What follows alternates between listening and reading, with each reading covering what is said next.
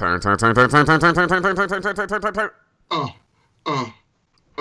Yeah, we had to do that type of intro, guys. This is Courtney, one half of the Brothers Deconstruction here, and I have Bruce and a very special guest. This is episode 6. Bruce? 5? Why am I always an episode ahead? I don't know. I'm so off. Whatever. This is episode 5 of the BoDcast for Power Rangers Month.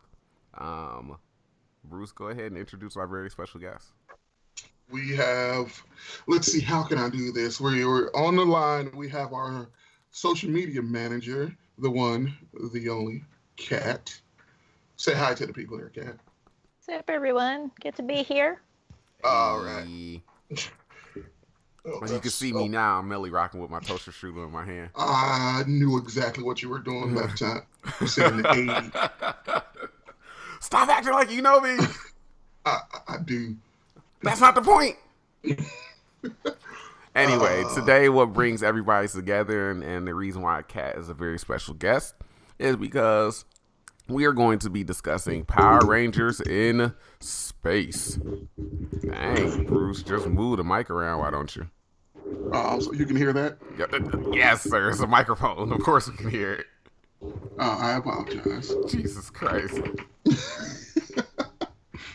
Okay. Excuse the silliness by Bruce, everybody. He's currently trying to adjust his setup. So don't mind that. But yeah, Catt is one of in our Power Rangers friends group. I guess you can say that's a terrible name for it, but the PMC Squad Gang Shenanigans. That's our group chat name. She's one of the in-space experts, and so we decided, hey, let's not do the entirety of Power Rangers Month on Mighty Morphin. Let's do something else. So I was like, yo, In Space is arguably the best series in the entire franchise, so let's talk about it. Which is why in last week's podcast, we just kind of jumped over In Space when we were doing a rundown of basically all of our likes and dislikes for the entire franchise, because we had this lined up. Yeah, so, yeah, I mean, where do you guys want to start? Like, I realize the greatness of In Space. Too late. Yeah, like I remember catching parts of it when it actually aired, but it wasn't until I actually went back and marathoned a bunch of shit where it was like, yo, this is fucking great. So yeah, and like I said, In Space is arguably the best series in the fucking franchise. I have it on in the background right now. Astronema is currently fucking around with Zane on their date. So that's exactly where my marathon ended not too long before this session. That's as far as I got in a week. Hey. I completed the entire series. Jesus Christ. In my defense, in my defense, I will sleep through most of it. Okay. Because I was like, I started last Sunday and I kept it going, and then when I started working, I like, all right, let me throw it in Space, and then fall asleep 3 episodes in. Then I wake up and I was like, oh hey, it's the last episode. So I counted as me marathoning the entire series. That sounds technically incorrect. That's very, very true. I think a running gag, really quickly, I think a running gag is going to be me eating during the podcast. So if you guys hear me chewing, that's me eating. Today's episode brought to you in part by Toaster Strudels. Jesus Christ. It'll be real hilarious if we we probably won't. Anyway. All right, I'll work on that sponsorship, guys. Hey. There goes Catt working that magic. Yeah, I mean, I kind of did the same thing. I started In Space last week, and I think I had a short week this week. I had overtime at work, so my weekend was cut a little bit short. But when I started In Space, to kind of brush up on it and prepare for this episode, look, I was tired as hell, and I just ended up falling asleep through like 3 or 4 or 5 episodes, and just woke up and I was like, oh, okay. And then just kept it on, like, in the background. I was, like, cooking. I was cleaning, all that type of stuff. But then here and there, I would stop and watch what the episode was. Still really good, and I still really, really enjoy it. So I'm sure both of you guys probably watched In Space as it aired. Guilty. Yeah, that brought me back. Just so people know, the fact that we have to do, adult responsibilities like cooking and cleaning and sleeping while watching it has nothing to do with the greatness of the show. That's just the reality of our lives these days. Yeah. I have no adult responsibilities. You a goddamn lie. No, Noted. I noticed. Okay, so to me it has one of the greatest openings because it directly ties to the end of the last series. Yeah. And then it's just like, now forget all of that. But there were some things that I've noticed in like the first 3 or 4 episodes. Like, they still have their turbomorphers, but they don't morph until they're given their astromorphers, which just confuses me a little bit. The Turtles episode is still awful. Jesus Christ. And God. I didn't realize it happened so early in the season. Yeah. Like it happens on like the 4th or 5th episode. Oh God. And I That saw was it the and I was show. like, oh Jesus Christ, what? This happened this early? No. Yeah, it wasn't pretty. And then I think it was in episode 3, they used the same astronomer footage twice in a span of like a minute. Jesus Christ. So she was all like, attack them, and then like it rolled, and then it was like again. I go, I just saw this, but then that's just. I was gonna say that's just Power Rangers. That's just Power Rangers through and through, man.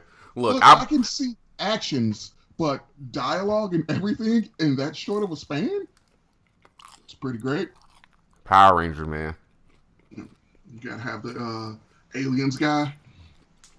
Power Rangers. Look. Every time they switch over to the Japanese footage now, it's just like, and Japan. Man, it is so, like, going back and watching, like, Mighty Morphin.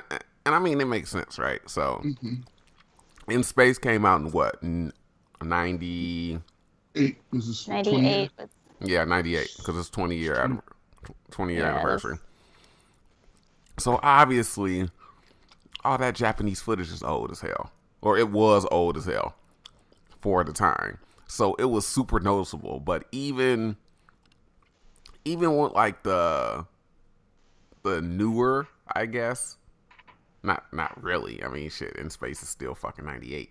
But even with some of the stuff in Space, it was super noticeable. Like, whew. Like, Jesus Christ, guys. Now, I've watched Mega Rangers start to finish, and I knew every episode that they took footage from. I was like, aha, aha. And I was like, but it looked a little bit better when all of the footage looked crappy. But, yeah. But when it's super noticeable, it's just like, good old Power Rangers. Like, and scene. All right. And then it's always random too, right? So it'll be, they'll be in what, I forget what city they're in. It's not Angel Grove, but it's similar to Angel Grove, funnily enough. Because they still it's still Angel Grove. It is? They just operate out of space. Oh. Yeah. Fuck, it's been a minute and I wasn't paying attention at first. I just know I noticed them meeting up at that damn smoothie bar or whatever like that with the black lady. From Scrubs. Surf spot. Yeah, surf spot. And I was like, ha. This is giving me Ernie's vibes. But yeah, it was. They'll go from like dialogue in like the city, and then the Japanese footage will cut to some random fucking like industrial area to have the fight scene, and I'm like, good old Japan footage. There were a couple of fights where they had to make that transition, and you have to wonder, one of their superpowers of that team was the ability to randomly throw monsters outdoors all of a sudden. Man, look. There's even been times where they just, like, people, and I know this is with Mighty Morphin as well. There were times when it cut to like a Japanese fight scene with the monster. Like the whole team wouldn't be morphed. And then when it cuts to that footage, all of a sudden the entire team is like jumping around. And I'm like, so did y'all not have like a continuity person like on set, like watching over this stuff. They'd be like, "Oh, we need to go get Cassie and TJ." And all of a sudden, when it cuts to like the monster attacking the city or whatever like that, the entire team is fighting them, and it's like, guys, when did they come in? All right, cool, that's fine. It's Power Rangers, and that's one of the seasons that they can still teleport. So you can, I don't know. I was Good like, point. it's their job to just sort of show up, right? Okay, good point. Stop making sense, Catt. We need to be grounded. We need some sense right now. But let's see. All right, let's jump into it. What are your initial thoughts, basically from watching the first couple of episodes? Like, without knowing, well, we all know what came later, but just from the initial story, like the introduction of Andros and everything, what were your initial thoughts watching it? I thought it was a really interesting way to introduce the series, to start the series out. Even now, just going, because everybody knows, I've marathoned. It was during PMC3. I asked you what series, like people. Obviously, I knew I was going to be rewatching Mighty Morphin, but then I went and asked you Mighty Morphin and Zeo, and I went and asked you like, yo, what series do I need to go back and watch? And you gave me In Space, you gave me Lost Galaxy, you gave me Time Force, all that stuff. So I've marathoned several of the seasons, but that was years ago, so I don't remember everything. So even just now starting it for this episode, just going back and starting it now, it was really, really, it was an interesting way to start the series. Like, obviously, it's Power Rangers. It has its corny moments, and I still can't get over the fact that nobody notices this one druid just walking around, this hooded figure, like, just walking around and not thinking it's suspicious. Like, I get it. It's a dinner party full of villains. But really, the one person that still has the hood over their head, you guys don't think to, hey, what's going on with him? Like, I don't know. It's just a little weird to me. That's all. That was the only really weird part. But like, basically, Andros doing undercover work was interesting. And then when you get Divatox, I think it was that blew the whistle. Like, you're too good to drink with us. And there's like, wait, what's going on with him? And he was like, jig is up, and then just started handing out phase. I thought it was awesome. And it caught my attention. So of course I was gonna, whether or not I was doing it for this episode or not, I was gonna go back and watch it. So I was gonna continue with it. So great way to open up the season to me. Catt, would you like to go next? Sure. I personally loved the intro. I liked that they had the villains from all the previous seasons, and that is one of my favorite things about Space and also the seasons before it, is that that streak of seasons kept the continuity, so there was a little bit of something for everybody. And as a kid at that age, when you drop off for the summer or whatever, wherever the seasons cut off, it gets you back into that world in that series.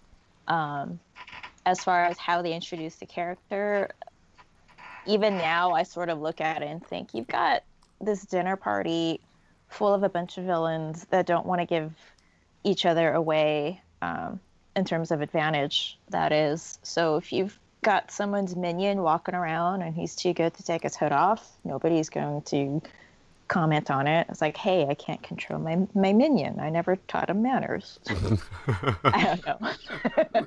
Something like that. And then just the fact that you have this unknown ranger that they'll tell you about later, sort of show everybody up. I thought that was pretty kick-ass. And I guess the other impression on that point is just, okay, dark cloak, everything, and then he becomes like the brightest colored thing. Yeah. At the dinner party. Yeah. That I just thought was kind of funny. I also, really quick, Bruce, I also thought it was hilarious that that while he was like fighting and like the jig was up, I really thought it was hilarious that the stunt actor or whoever it was fighting in the suit was trying really, really hard not to like reveal the costume, even though clearly under every kick and every punch you saw the outfit. And it was like, guys, it's the Red fucking Ranger under there. Like, and then they had that moment where his cloak gets pulled off, and it's like, oh my god, who could it be? Like, I give him A+ for commitment, trying to keep the secret, keep the surprise. I do like the for me it was the big thing for the first episode and a half was well, who is this new Red Ranger, because you only see him in costume, and I'm like, is it someone that we don't like? What, like I've been saying for all the podcasts that we've been doing is going back and watching it, it puts me back to when I was younger, and I was like, and I can remember vividly how I felt watching it. So I was like, I remember this mystery of who the Red Space Ranger was, and was like, oh, it's awesome. And then, like, but just going back, it was, oh hey, they're celebrating that Divatox, one of the worst villains of all time, like defeated the Power Rangers, and then I'm just like, but I can see them like, hey, we ain't got to worry about them anymore. And then it was like, hey, but these aren't the only group of Power Rangers, and you get that from the, you know, the whole of the villain dinner. But then news hasn't traveled to Rita that the Power Rangers have been defeated yet. Yeah. So that, you know, it's just one of the things. It's like, okay, take it back. All right, and then, you know, the introduction of Astronema was badass, and then her character would only get better with a series, and to me, one of the greatest villain stories of all time. But just the whole mystery, the, oh hey, you're Earth Rangers and all that stuff, like everything coming to a head, and then, like I said, the hey, we're not going to use our turbo powers because I guess it'll be weird with 2 Red Rangers and no Blue Ranger. But I really enjoyed the hell out of those first 2 episodes, and it brought you into the series, and and much like all of In Space, it rewarded you for if you kept watching for Mighty Morphin. It was like, okay, we're going to be bringing some callbacks to previous seasons. We got the Search for Zordon going on, and there's going to be just a bigger arc to everything that's been set up. Even though it was set up unintentionally, we're going to do some callbacks to it, and I really like that about In Space overall. Yeah. That was pretty gangster.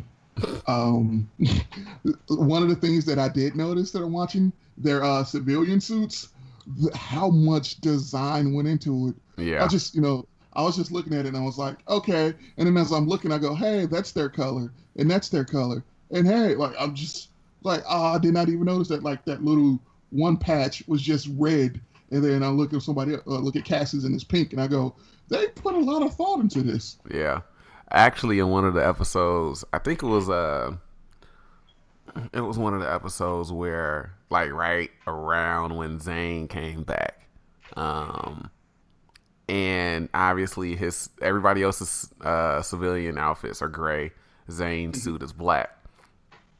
Catt cosplays at PMC as an In Space Ranger, but the color is purple, and it's not gray; it's black, just like Zane's.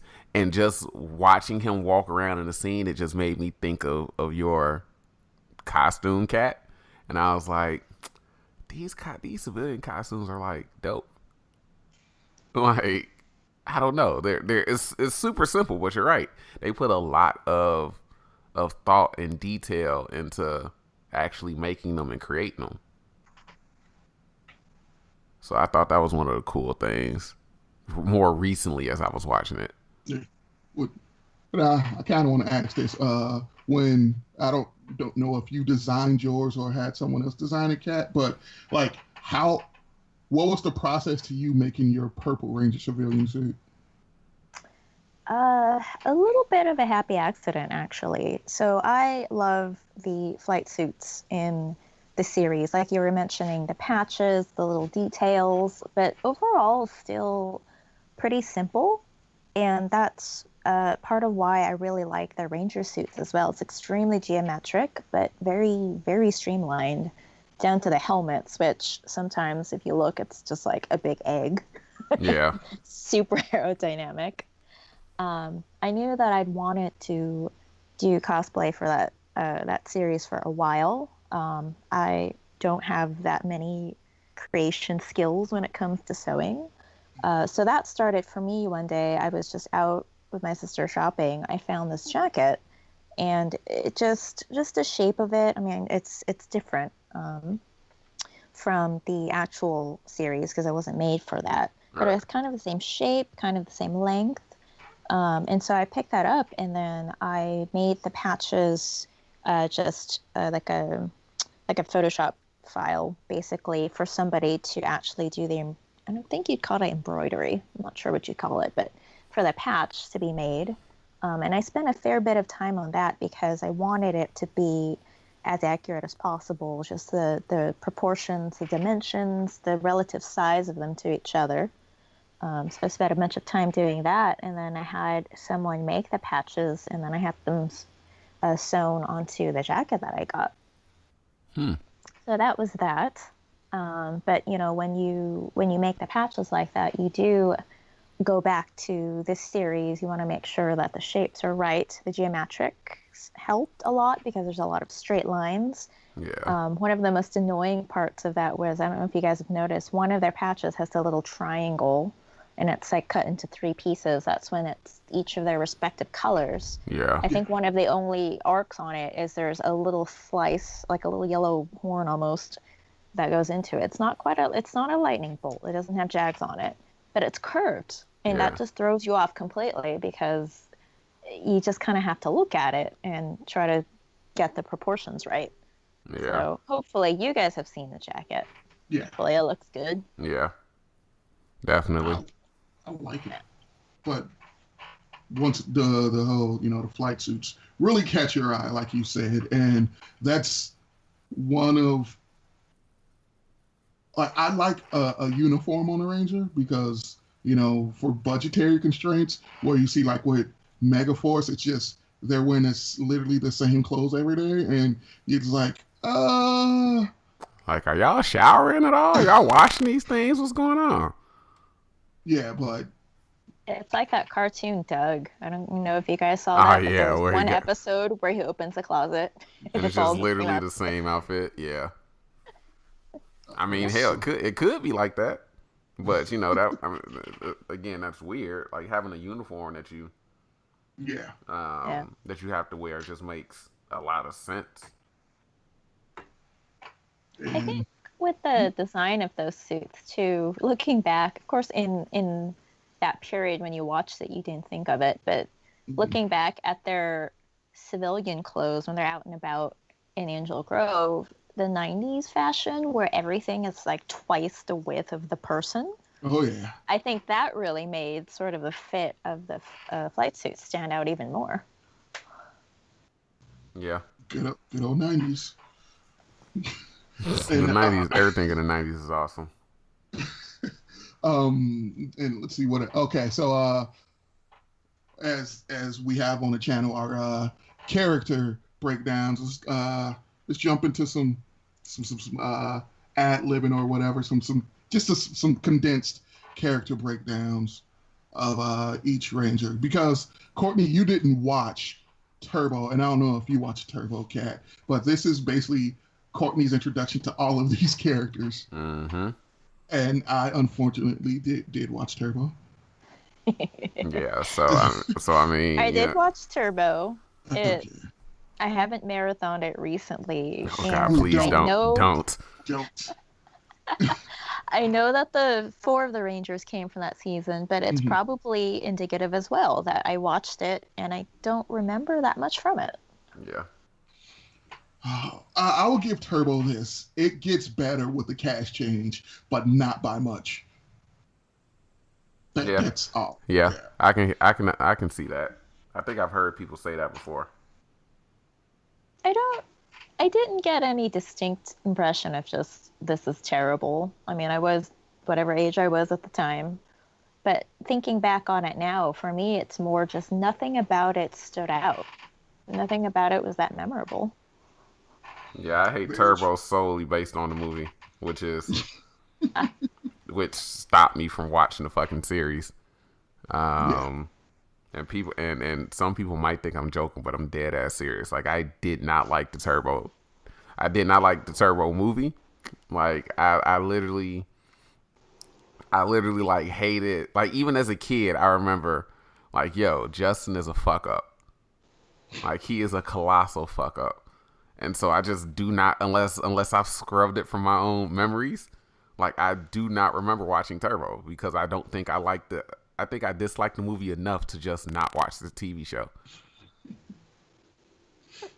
And he has a distrust of people with bowl cuts now. The look. If you have a bowl cut in the year of our Lord 2018, you are a sociopath and a serial killer, and nothing can change my mind. People with bowl cuts don't do good things. Look at Justin.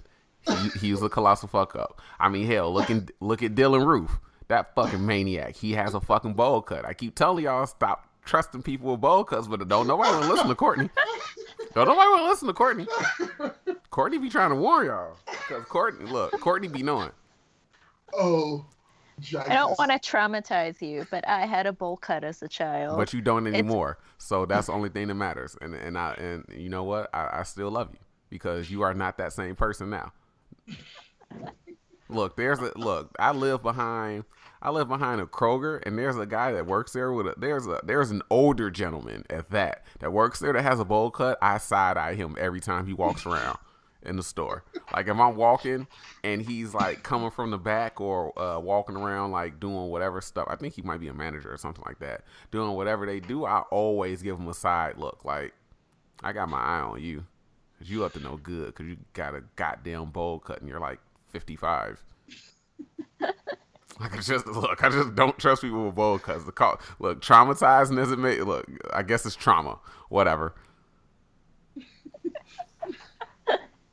Fuck bowl cuts, man. With that said, I guess I'll go ahead and give my impression of some of the characters. Yes, please, because I will keep going.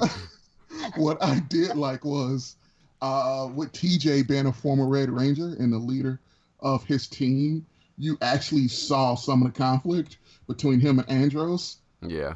For the Red Rangerness, so when Andros finds out that Astronomer is Corone, and he's like, all right, let's just go back to our base, and everybody's like, dude, that wasn't a great idea. You see TJ steps up and is like, look, bro, you're making some terrible decisions.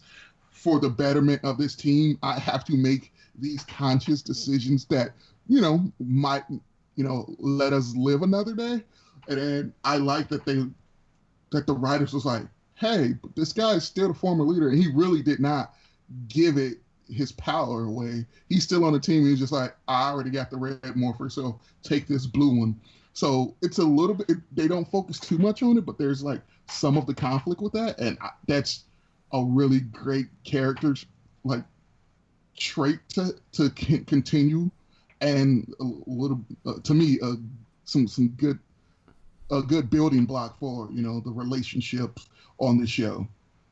Yeah, I think it's interesting that we're talking about like what we think of like certain characters and everything like that, because the episode that's playing right now is the episode with the switch monster where Carlos accidentally attacks Cassie and like severely injures her, and it basically look. We have a video talking about this when we said when we talked about our Power Ranger team ups and everything like that.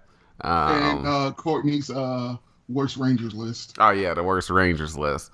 And this episode fucking ruins Carlos for me. Like I'm sorry. I'm just sorry. Like I get it. I get why it had to happen, right? Like it led to character development. It led to him learning and everything like that. But dude, you made a simple mistake. It's not He like didn't even make the mistake though. right. The monster simply it wasn't even a mistake. The monster, although it was quite cheesy as hell. Like the monster turns around, he got his tongue wrapped around himself. He turns around and then looks and it's like, oh, he's about to attack me, and then just switches places with Cassie, and Carlos attacks her with his weapon, and it's like, dude, it wasn't your fault. Like, don't stop beating yourself up about it. The fact that he literally moped, like the scene just played. He went to go talk to Cassie in the medical bay, and you know she tries to grab his hand, basically reassuring him. I have it on mute, so I'm just going off of what it looks like is being said and everything like that. But it looks like she's trying to reassure him, and he kind of pulls his hands away because he's upset. And remembering this episode from the Worst Ranger list and the team up list, it's just like, dude, get the fuck over it. Like, you made, like, it happened. She's not critically injured. She has a fucking shoulder sling on. Like, you acting like she's in a coma or something like that. And you beating yourself up about this shit. Dude, if you don't fucking get over that shit, he's literally, the scene that is literally playing now, he's replaying that moment in his head as he's on the roof of a building overlooking whatever warehouse industrial area he's in right now. I don't know where. But it's just like, dude, get over it. The way that he mopes throughout this entire episode was just annoying as shit to me. And mind you, this is 25 episodes into the season. 26 maybe. And this is a standout episode for him. For me at least. And mind, just like Bruce said, I didn't watch Turbo, so I didn't get exposed to Carlos. And, you know, the little switch monster is attacking Bulk and Skull and the scientist. And it looks like he's struggling to morph right now. And it's just like, dude, just fucking morph and stop the monster. Like, I get it. You're nervous. Get the fuck over it. It was just annoying. I can't say it enough. It was just annoying as hell. And it was like, dude, stop moping. Please. Just go out. Do your fucking job. That's it. Like, I understand you're upset about what happened, but the fact that it devolved into, oh man, I'm not fit to be a ranger, I'm not worth doing this, blah blah blah, this and that. It was like, dude, how the fuck do you escalate that quickly? From, okay, I attacked my teammate because this monster that has the ability to switch places with somebody got the one up on me. I attacked my teammate. Okay, fine, whatever. Yeah, I feel bad about it. He fucking damn near regrets being a ranger and fucking almost quits. And it's like, nah, get this dude off the team. Leave him. Look, go back to Angel Grove and leave his ass there. Just say, hey, we're gonna go back to the ship real quick to grab something, and then just fucking don't come back. Okay. Like, this episode really, really annoyed me with Carlos. Like, I just did not like it for his character, at least. Yeah. Even though I do understand what it did. I agree. It was a bit late in the series for something that felt a little bit like an obligatory PSA. If you guys remember those, you know, be good to your friends and get along messages we used to get with the NPR way back in the day. Yeah. Oh, now a message from the Power Rangers. Yeah. Oh, yeah. I got a bunch of those up on my personal YouTube channel. Yep. It felt like that. I think the lesson hard learned. It was a short amount of time, as every episode is, for a guy to go from having been a ranger for 2 seasons now. Clearly had his moments to like, I'm not good enough. I'm just gonna grab my jeans and go.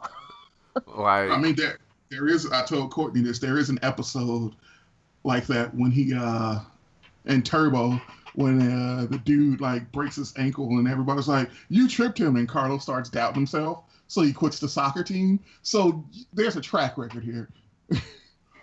yeah. Like, the fact that, like, when Bruce told me that, I was like, Jesus Christ, really? And the fact that Adam just came in and saved his ass, and it's like, dude, Meanwhile, Adam over here busting his ass using the damage. I know later in the episode this is gonna happen. He didn't just do it now, but it's gonna come down to Adam using the damaged morpher to save this motherfucker's ass because he can't believe in himself enough to fucking pull through and fight. You mean to tell me because you going through a small bout of insecurity that you are putting other Rangers' lives at risk?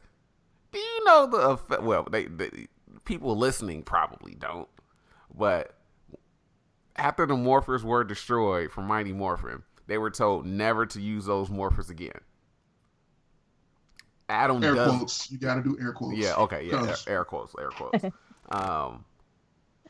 Meanwhile, Adam comes in, basically, and it's the perfect parallel. After doing my character breakdown for Adam, and watching Mighty Morphin, Adam was the same.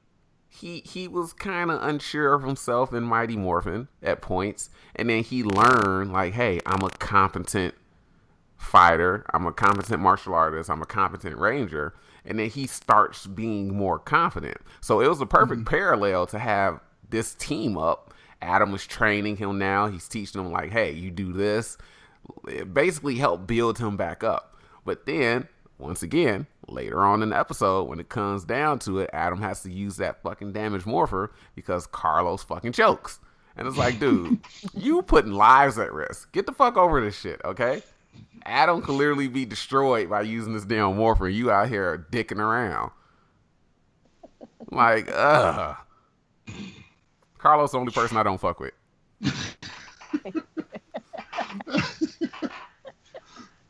There's a track record of your contempt for Carlos. Look, it really is. I Go think back. If you watch Turbo, you'd forgive it because your hatred of Justin. So having Justin on that screen could kind of give you a better appreciation for Carlos. Mm-hmm. But I know you well enough to know you will never watch Turbo. Nope. Unless I literally a Clockwork Orange you into watching it. I was literally thinking that too. You'd have to Clockwork Orange, put the fucking eyelid clasp on me and handcuff me to a fucking chair to get me to watch Turbo. That's the only way. The only way. What if you were never allowed a single toaster strudel ever, unless you watched Turbo? Look, I'm watching Turbo every day. Look, I just started eating them shits. I can go on. I can continue life without them. I can continue on without them. Oh, you're a stronger man than I am. Look, fuck Turbo, fuck brother. Justin, fuck that bowl cut. All right, but okay, I'm gonna talk about some of the stuff that made no sense, and this is kind of a callback to the Lightspeed Rescue Lost Galaxy team up. Mm-hmm. When the lady tells the little girl there's no such thing as monsters, how no one believes Bulk and Skull that they saw aliens when these niggas have seen aliens every day. When you live in a town that was attacked by an alien the same alien for like 3 straight years, but these two dudes like, hey, we saw a spaceship, and they're like, nah, no, you didn't. Yeah, I peeped that too. Like, I thought that was hilarious as well. I'm not even gonna lie. When they start going off on the conspiracy stuff and they hang out with the weird ass scientists, and it's like, yeah, nobody believes them, and it's like, for a split second in my head, I was like, but why not? That's the only question I needed to ask at that moment. Why not? Guys, this town has literally been terrorized for God knows how long. We saw 3 seasons of it. We don't know how old they were we don't know what year in high school they were in when Mighty Morphin started. They graduated by the end of it. Mm-hmm. It's like, for all we know, that could be 4 years, 3 years, whatever. It can be over the course of 2 years, whatever. But it's like, a year is a very long time for us in damn near anything. A year is a very long time. You mean to tell me 12 months of weekly or bi-weekly attacks by monsters that end up growing large and a space witch, and later on tricycle. and later on her de-skinned husband. You mean to tell me that after all this, for let's And don't say forget at the least Machine Empire, space robots. Yeah, that's true. That's true. And I'm only talking about Mighty Morphin. I'm just talking about Mighty Morphin. I'm skipping over the Machine Empire and Turbo, but let's say at least a year. You mean to tell me you don't believe when some people say they saw some fucking aliens? That makes absolutely no sense whatsoever. It just doesn't. I just didn't. I still don't get it. I still don't. And see, I love Bulk and Skull. Their characters are just, this goes to cement their evolution as characters. But the fact that their story is trying to convince people that aliens are trying to attack the Earth while aliens are attacking the Earth. Right. It's a bad B plot. Yeah, definitely. And see, now we getting to the point in this episode where the monster comes with the little cronies and they're attacking. Carlos came up to Adam and was basically like telling him, hey, I'm leaving. Like, he's already turned in his morpher and a communicator, and he started getting his ass whooped. Adam was already shown Alpha the damaged morpher. Alpha's told him, like, what the fuck are you doing with this? So Adam goes and grabs the morpher, and he's about to fucking morph right now. And it's like, bruh, you mean to tell me you gave up this shit, putting anything in jeopardy, and it causes Adam to use this damaged morpher? Should he have done it? No. Absolutely the fuck not. Especially not for Carlos, bitch ass. But he did anyway. Like, dog, I'm sick of Carlos' shit. I really am. Like, Adam. I guess I shouldn't ask you about Sylvie. About who? Sylvie. Look. Oh, good old Sylvie. Look. That's his other. Initiating battleizers and blackmailing rangers. Look, that who shit should have died in space. I don't know how that works. Like, I'm morphed and I'm on my galaxy glider. You're a 7-year-old girl with no type of protection. How are you still alive?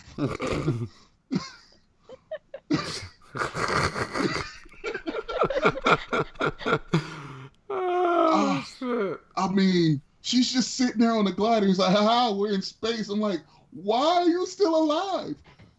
Yeah. Look, a lot of shit in Power Rangers don't make sense, all right? That could be its own podcast. It really could be. And a maybe lot of it shit. should be. I have a episode, and now Carlos bitch ass want to come back and help Adam. Man, you don't get your ass on.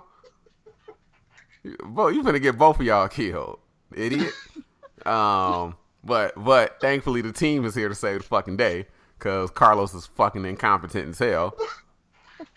Anyway, I have a video on like a bunch of weird shit in Power Rangers that didn't make sense, and like I titled, like what, 3 episodes? Yeah, that was just 3 episodes. So I noticed, and it was just like, look, was Power Rangers always this weird? Like, I should have titled it like, did Power Rangers like always never make sense? But like, it was just weird shit that I noticed like watching the episodes. And, you know, from continuity stuff to, oh, they're rollerblading and they do fucking a triple axle backflip in the air and land perfectly on rollerblades. And it's like, nah, get the fuck out of here. I damn near turned my TV off at that point when I saw that. Well, how about the fact that they can fall in space when they're on their gliders? It's like, you don't fall in a particular direction in space. Yeah. Look, it's just so much, man. I'm just over it. Like the Are suspension you? Are you? I am. Look, I am. I'm gonna still watch the shit, but I'm a Undertaker. Yes. Courtney. What? Are you? Am I over it? Yeah. I'm over it. You though? I'm gonna still watch the shit, and I'm gonna roll my eyes like Undertaker when I see the shit. But, you know. Next podcast episode. Is Courtney really over it? Just A bunch of callbacks. So day 19 of my Power Rangers marathon. I haven't been to work in 3 weeks.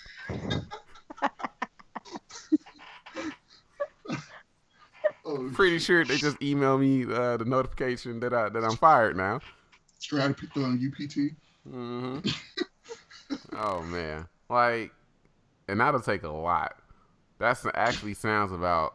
No, I think if I was to use my UPT, I can go more than 19 days. I got like 60 hours. That's 6 days. Oh damn. Never mind. Never mind. I tripped out. I keep forgetting how long I work. Jesus Christ. Clearly, you're not over it. I'm not.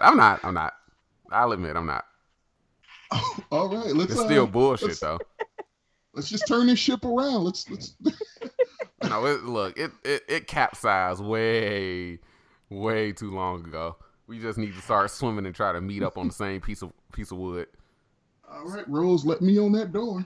Right. But Zane has one of the most badass entrances of any Six Ranger. Absolutely. Well, how did you describe it to me, Courtney? He Do I have? Oh, he was fuck. You got to look it up. You have to look it up. I know I texted it to you. Because it was so hilarious. He was frozen because Andros thought he was dead. So he like cryogenically froze him.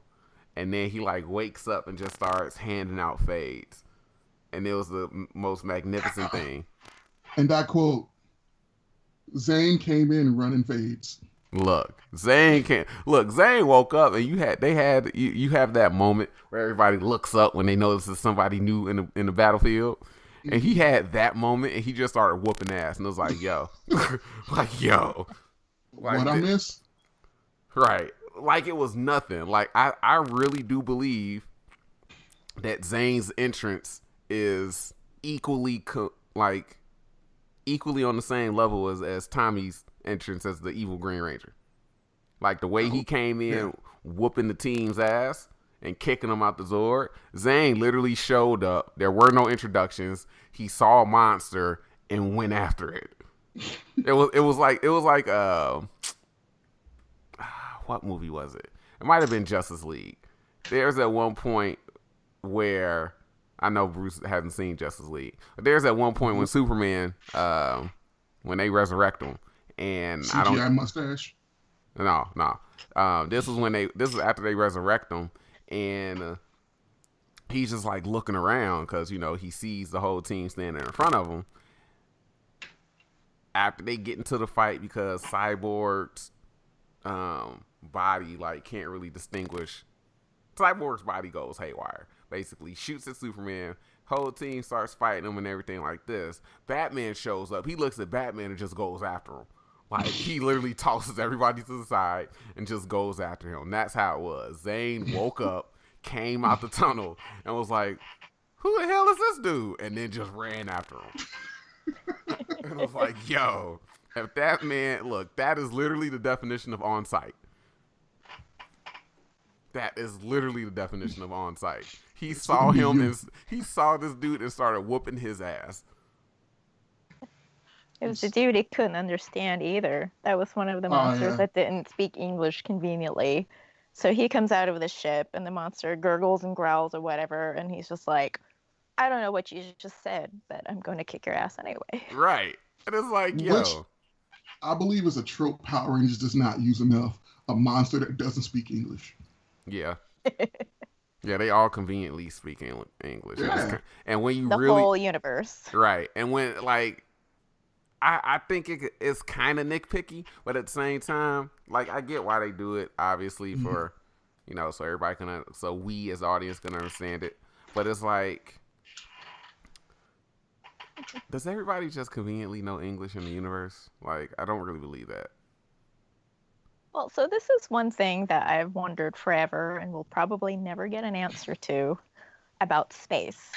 related to, how the whole universe speaks English. Mm-hmm. KO-35 is called a colony. Mm-hmm. Who colonized them? Like, whose colony are they? Oh shit. Oh shit. Right? Catt is up here. Catt is out here asking the fucking important questions. That is Jesus. I don't have the answers. I don't. That is way beyond my pay grade. You don't have the answer, Sway. I don't. I don't. That is a very good question. Because they've been colonized for a while, Oh crap. What? Oh, never mind. I can see your chin. I just hold on. Jesus Christ. People, if you don't know, Bruce is the only one on this call right now that has this video on. And so it's kind of going bonkers right now. And so we literally... I just accidentally unplugged my external camera. Jesus Christ. Just some the regular old gangster shit that I'm known to be doing. Good job breaking it, hero. That's how I roll. But Jesus. Now I gotta write the fan fiction to make this canon. What did I can't. I'm not going to sleep now. I'm going to be sitting on my bed in like the fetal position, wondering where they came from. Like, who colonized them? It was the space jockeys from Alien. They speak English. It was England, clearly. True. Yeah, Jesus. England don't play. You can't be asking these type of questions, Catt. Oh. I thought that's what you brought me on for. Look, I wasn't expecting you to just be dropping fucking atomic bombs like that and shit. You have destroyed my world. That is literally something I never thought about. I just put it on the backbone and was like, I'm not going to ask questions about it. Now that the question's out there, I can't stop thinking about it. No, I'm not kidding. I literally did not want you to be dropping fucking bombs like this, because now it's like, no, this is a question that really needs a fucking answer, and we're never going to get it. Thanks a lot, Catt. Thanks a lot. Welcome, guys. Glad to be here. Oh, okay. Let's There's nowhere to go from this. It really isn't. I'm gonna let you try, but I'm over here still wondering about this damn question. My heart's not going to be in it, but I'm going to ask the question: is Astronomer's arc the greatest villain arc on Power Rangers? Yes, it is. Next question. Yeah, I concur. I mean, because Rancic has a great villain arc, but because both of their arcs continue in the series after it. Yeah. And, while Astronomer was brainwashed and then re-brainwashed, with the kidnap and then a microchip, and Rancic, he just got fucked over. So he's completely justified in everything he does. Yeah. That's a good talk. Yeah. What I like about Astronomer's arc is I don't remember what I was thinking at the time when I watched it brand new, but that there were clearly hints at it just straight off from the beginning. And I mean, generally that's one of the things I liked about Space, is that they had those arcs that continued through the entire series, through the break in between the year when he broke it off for a bit. But now when you go back, you watch it and it's like, oh gosh, I never noticed that hint about Astronomer's arc and her relationship with Andros. Yeah. Because early on she did tell us a clipper, like, when you found me as a kid, and that should have been my clue, but I just ignored it. I was like, man, they're never going to come back to explain that line. Little did you know. Right? And one of the things that I thought when I recently marathoned was the timing of Darkondo's appearance, where he started dropping hints right away when he was basically threatening Ecliptor to tell the truth about her to her, and using that to manipulate everybody on the Dark Fortress. But I don't think they reached a conclusion if there ever was supposed to be one. But you wonder, why did he show up when he did? What was he really after? And would he have just, let the cat out of the bag if he had had the chance? He would have blew that whistle. Yeah. You know how we talked about the cork board, Courtney? Mm-hmm. I think I'm going to really get one and just add all these conspiracy theories that Catt are throwing at us. Because Rocky's still going to be the singer. Oh, of course. Of course. I need to know how he was chosen when he was so bland. Yeah. But I got to get red yarn, blue yarn, a Green. neutral color, and then I got to connect all of the conspiracies around to everything can be answered by Rocky sucking. Yeah. Bring it to PMC, man. That sounds like a challenge. I will stop off at the Target on our way to the hotel just so I can have a cork board with all of this in the room. He will. I will buy the yarn. Look, y'all starting something. But back on topic, I do like how okay, this is something I talked to Courtney about. When Andros and Astronema figured out they were brother and sister, he brought onto the ship, and then she helped them and everything, and they made her an honorary Power Ranger. They handed her flight suit with the communicator. Why do they have an extra communicator just laying around? Did Billy just mass produce these? Like, you never know, Like, I made these, it was like episode 3, but I'm going to make a lot because you never know when more Rangers are going to join the team. Like, why do they have that many communicators? Look, you They actually just took Carlos's and repainted it. I mean, shit, they should have took his fucking communicator. Useless ass. But Should I don't never know. gave You have a Justin ass machine one. that could make anything you want. I mean, more communicators. sure. Sounds about right. I was like, I got one, but I would like 60. Because 60 is more than one. At least that's how I think that conversation went down. Because why do you have an extra communicator? Why not? Just laying around like, well, that's going on the corkboard. So, I knew it was. I was just waiting for you to say it. No, what's messed up is why she has one and I don't. Basically, look. I never really wanted a communicator though, so. No? Yeah. I found it on Amazon for like $30, so I got it. Yeah. What color? It comes with all of the colors. It was the legacy one. Oh.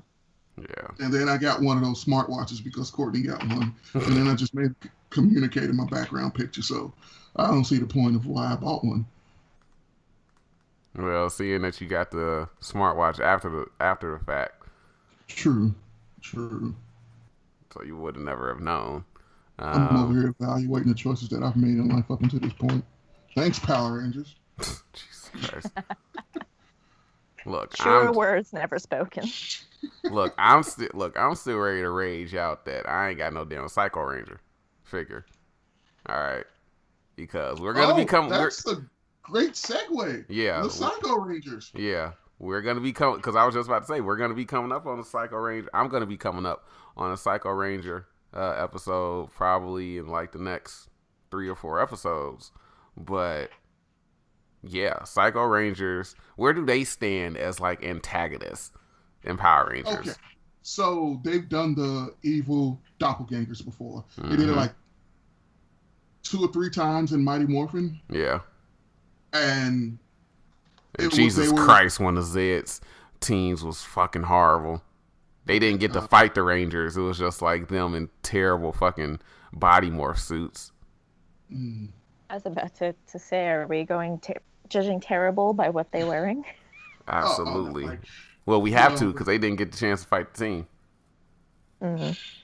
But they were always throwaways. This team had a lasting arc, and basically they just fucked the Rangers up for a couple of episodes, and it was I wasn't prepared for that. And the setup for how they can figure out who the Rangers were with vocal recognition and the sound of the new communicator sound, and then the setup of, oh hey, this is my new Palm Pilot. It makes the exact same sound, which was awesome. And I was like, oh, they're about to just fuck up civilians, and they fucked up civilians.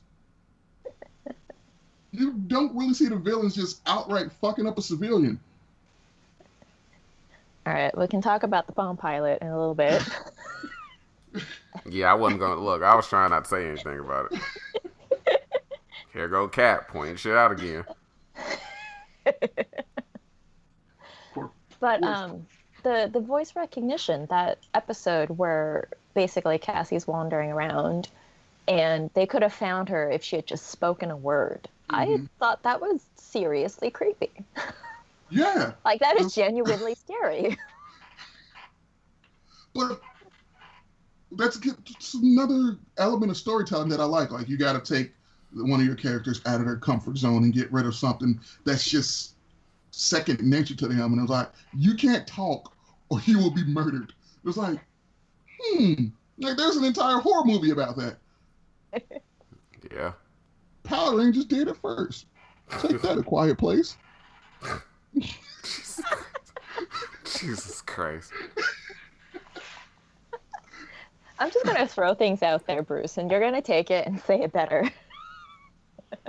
Got my notebook. I am ready. Oh, Jesus Christ.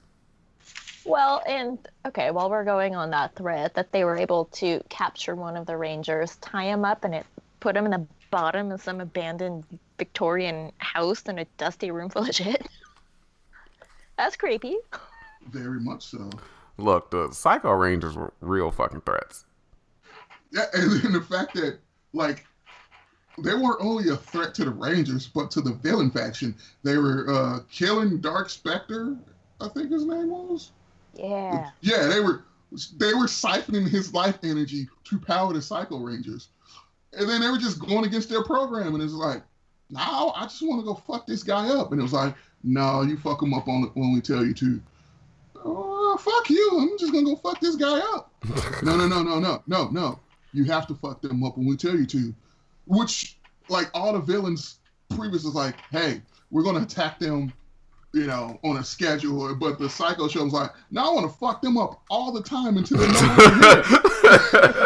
It was like, you know, that goes against our plot formula. Like, fuck your plot formula. This dude's still alive while I'm alive. I can't have that. Like, I want to fuck them up all the time until they not here no more. And I'm not going to stop till he stop moving. Oh, man. Psycho Rangers are gangster, dog. Like, They really are. oh, my God. They were... Oh, man. They were the Terminators of Power Rangers. Yeah. Like, they had that one mission, and that entire mission was their lives, and Right. they did not want to stop until the mission was complete. Right. I see no problem with, like, as a villain, for as one-dimensional of a motivation that is, they were hardcore into that motivation. Well, see, Like, I was just going to say something about that. It was one-dimensional, and it's a very, very simple motivation. Barely a motivation at all if you want to have a debate about it. Yeah. But the layers is that they broke away from the programming. It wasn't just like, oh, they're programmed to do this one thing, destroy the Power Rangers. Okay, cool. Go destroy the Power Rangers. All right, come back now. You done. No, we're not. What do you mean, no, you're not? You're done. No, we're not. They're still out there. Sorry, we're going to keep trying to kill them. Like what? Like, anytime you throw in, like, free, when it comes to, like, people who are programmed or brainwashed or something like that, and you throw in them gaining their own, like thought process and everything, like, free thought, that adds another layer, because then it turns on from being, like, just some point and shoot crony to oh wait, maybe this person is a little bit different. I mean, two-dimensional when it comes to a character, still not all that great. you really want a 3-dimensional character. But I mean, shit, for that type of motivation, that is a great way to split it and make it something more than what it was. And then they go on to explain, like, hey, we can't have you out all the time. You're kind of still in the life force for a dude who can just kill us all. Mm-hmm. So he's away. He's like, hey, I feel my life energy drain and find out where it's coming from. Like, call these niggas back. And they're like, we don't want to be called back. Oh, shit. Like, I'm getting weaker. What's going on? Find out why. It's like, So, but just all the psychos just all around, like the conflict that they were causing came from so many, or were aimed at so many locations. Some intentional, some unintentional, and it's really the first arc, and then when they come back and just do more of the same, is really makes me love In Space even more. It's like, because you have these badass villains that you just can't beat in a one day, which is a problem with, most of the monster of the day formula. There's no lasting impact. But with the psychos, this impact goes on until Lost Galaxy. Yeah. Hell, they succeed in killing a fucking Ranger. Yeah. The first and only Ranger to have been killed on screen is because of Psycho Pink. Yep. Oh. She straight up murdered Kendricks. Why would she murder Kendricks? I like Kendricks. Obviously, she didn't. She had to get her up out of here, dog. I mean, and it goes on to show, like, once again with the Astronomer arc, and with the Psychos, how there's no resolution for the story and until the series after it, even when these characters have left. It's like, hey, these were some pretty interesting characters. All right, we've changed the cast all over again. We've reset the universe, but we kind of got to bring these characters back. How about we bring back the villain of the previous series to be a fucking Ranger, something that's never happened before, which is still hands down one of the greatest stories ever told in Power Rangers. And how about we bring back this threat that existed before, and let's have them kill a Ranger. Yeah. And I just passed the episode where Astronomer and Andros discover their brother and sister, by the way. Uh-oh. It just ended.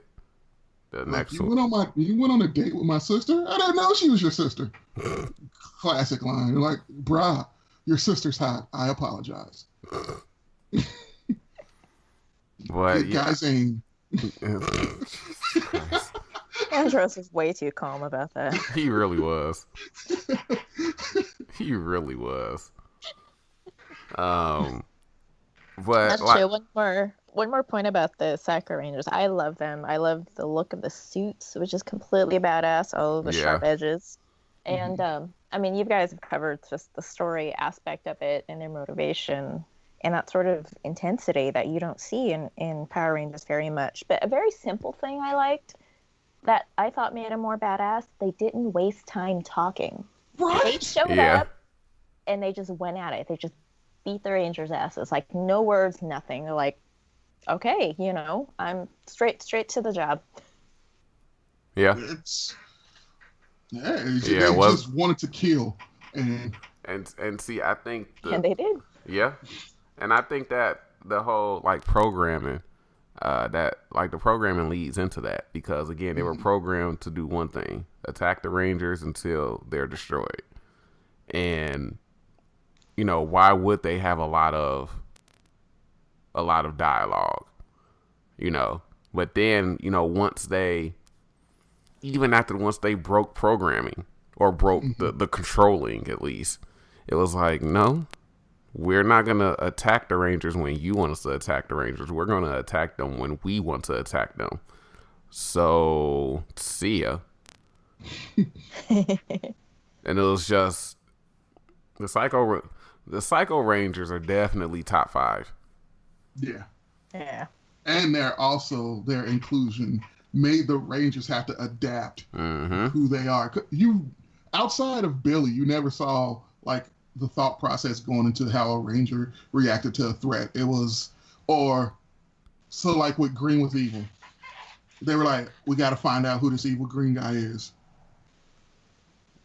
Like, you know, it's just that was the motivation. It was like, these guys are just literally fucking us up.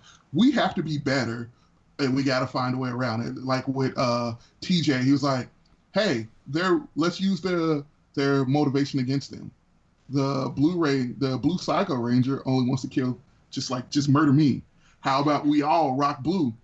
And then the infighting starts like, no, you might actually be killing the real Blue Ranger. That's my job. You just wait this out. Yeah. But they're Rangers. One of them is the Red Rangers. They're all blue right now. That's where I come in. You know, literally colorblind. It's like, you need to back up, sir.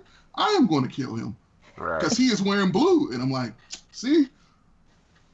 Yeah. And that's a legitimate downfall instead of just like, we're all evil. We don't trust each other. Like they use their motivation against them. Mm-hmm. Yeah, it's a clever way. It's a clever way to do it when you think about it. Yeah, like it's very, very simple. Is it gonna go down as like one of the greatest ways a villain has been defeated? No, but it's like, hey, if you have these people with this singular motivation, they're attacking a group or this team based on, you know, they're basically the doppelgangers of this team, and they're attacking their respective counterpart. It makes sense at some point for somebody to be like, wait, why don't we just all look like the, you know, one particular color that they're attacking? So why don't we all just appear as the Black Ranger or the Red Ranger or the Blue Ranger or the Yellow Ranger, things like that. Because or a phony Psycho Silver. Mm-hmm. Also GOAT. Like, when you think about that, they had to sit back and just study their suits. I was like, all right, you just sit him like with the monitor and then like a drawing pad and just draw him down. Like, all right, if I was a Psycho Silver, what would I look like? And it's just like, we're getting killed out here. Hold on. I got to make myself a believable Psycho Silver. Like, this cosplay has to be accurate if it's gonna work. That's exactly what I was thinking. Like, I'm not gonna get the full points of the contest if it's not completely right. We can't be missing a tooth or anything in that Right. job. Like, if one of my sharp edges is dull, they're going to subtract points. Damn it! Like look. It's a hard life being number 6. Look. It's better than being kidnapped. Oh God, Jesus Christ! Let's not start on that. Sir, I bring up Tommy being kidnapped every episode. All right. I guess that's gonna be one of our running gags. I cannot let the day go by without reminding someone that Tommy was kidnapped every season he was a Power Ranger. Continuity, right? Yeah. See? Boom. Man, that's some shitty continuity. Wait, so I have to catch up on the Boom comic. Where does Psycho Green? Yeah. It was I forget what issue. I think it was like issue 20, but it was explaining the previous Ranger team. And he was like, I'm going to go break Reader out. And it was like, oh. Like, I forgot that he was green. I was like, okay, Psycho Ranger. And it was like Psycho Green. I was like, oh. Because there was really no bearing on the story outside of the previous Ranger team. Yeah. Spoiler, they get the shit murdered out of them. They do. Jesus. They do. All except for one.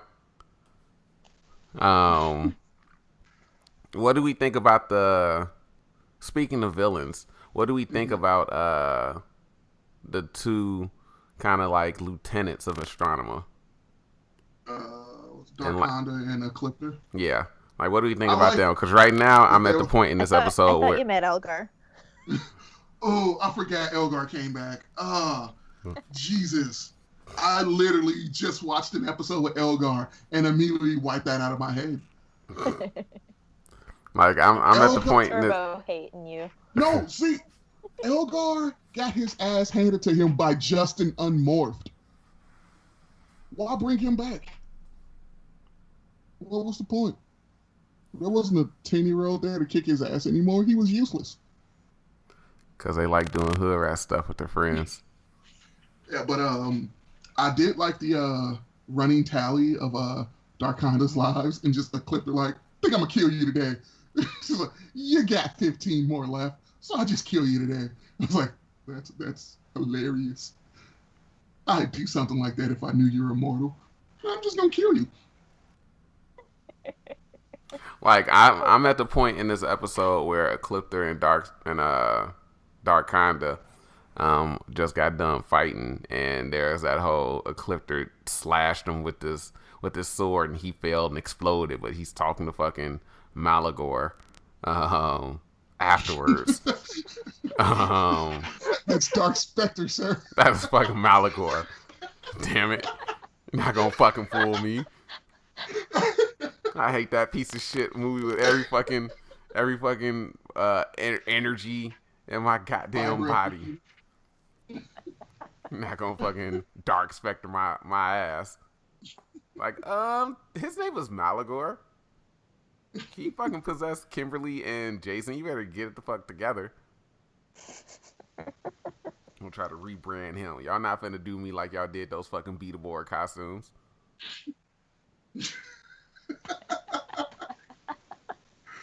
Oh, look, I'm sick of a lot of shit in Power Rangers. I'm not gonna say I'm over it, but I'm sick of a lot of this shit, dog. That we really let them get away with.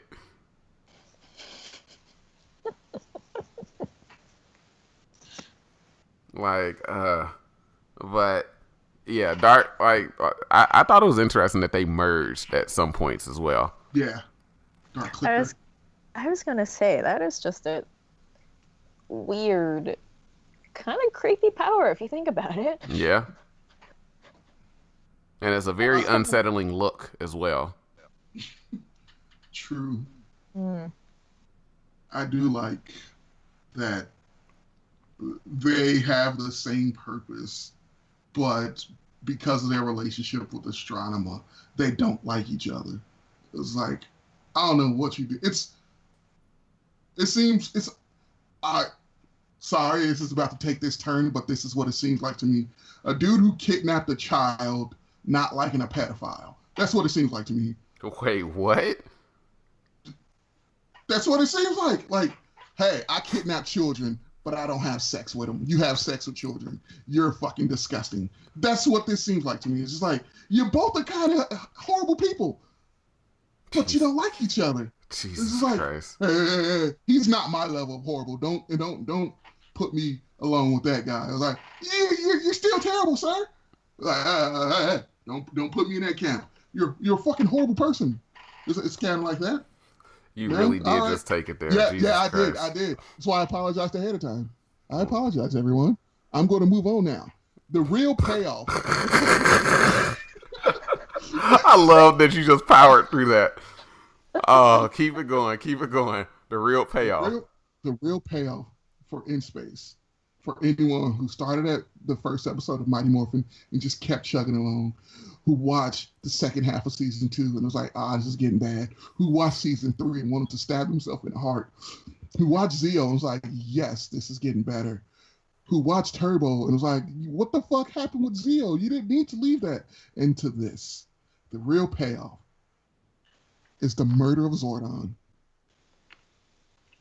Power Rangers in Space has absolutely hands down the best season finale in Power Rangers history. Truth. Mm-hmm. Simply because of what happened. It basically said, look, this is what you guys have been used to. You're used to Zordon and his Rangers and this and that, whatever. Well, guess what? He's out of here. Now what? Like, the emotion, like, I was right there with Andros. He was like, I can't kill you, Zordon. I was like, we can't kill you, Zordon. And it's like, you have to. I was like, but, it was like, And then when he did it, and just like, oh, Rita's hot. That was my first thought after the death of Zordon. I wasn't prepared for that. I don't think many people were.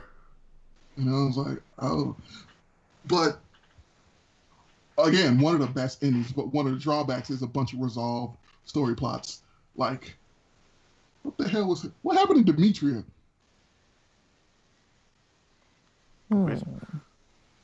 Wait, Demetria, which fucking... The lady that wouldn't stop asking questions.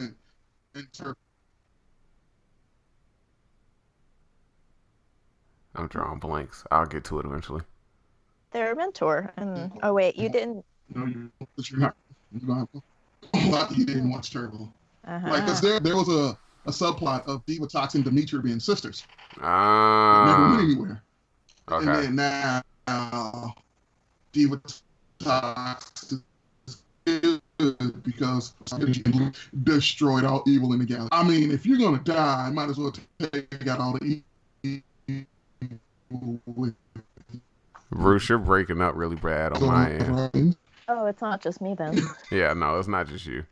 No, Bruce, you're real choppy. I don't know if it's because you have yours on video or what, but you're just like jumping all over the place. But we're not gonna edit. Cool. It's because he started talking about Turbo. Basically. I think that's a sign that we need to leave Turbo the fuck alone. Well, hopefully it's still on my end of the other recording. Yeah. Well, we'll see. I'm not gonna edit it out. Whatever. But as I was saying, hashtag Zordon die for our sins. Because he took out all the evil in the world with him. And I will be grateful for that. Forever. Just power through it. Keep going. I mean, you know, Zordon died for our sins so I can live this happy life that I currently live. Where I'm not being attacked by monsters every day.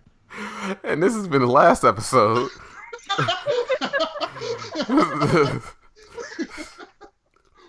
Before we get shut the fuck down. It was fun while it lasted. Jesus Christ. There were a lot of things I liked about the finality, or that, did I say that finale, but that part of it, but it brought everybody back, all the villains on different planets. It brought that in a very nice circle, and the Ranger's night on Earth before Andros sent himself up to the Dark Fortress, he kind of felt they were at a point where they had nothing left to lose. Like, I think they managed to do that very well. Yeah. And then how Bulk and Skull, like, the crowd's like, maybe the Power Rangers have left us. And like, nah, bro, we would not let you talk like this. Like, wouldn't have the Power Rangers not been there for us. Yeah.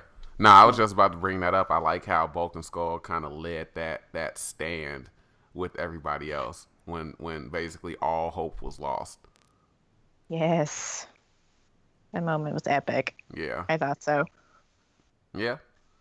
It, like, just like I said before, I had to put John on the In Space, and I told him, look, you might not have never watched In Space, but go watch it. It's like the best series. It's like the best season in the entire series.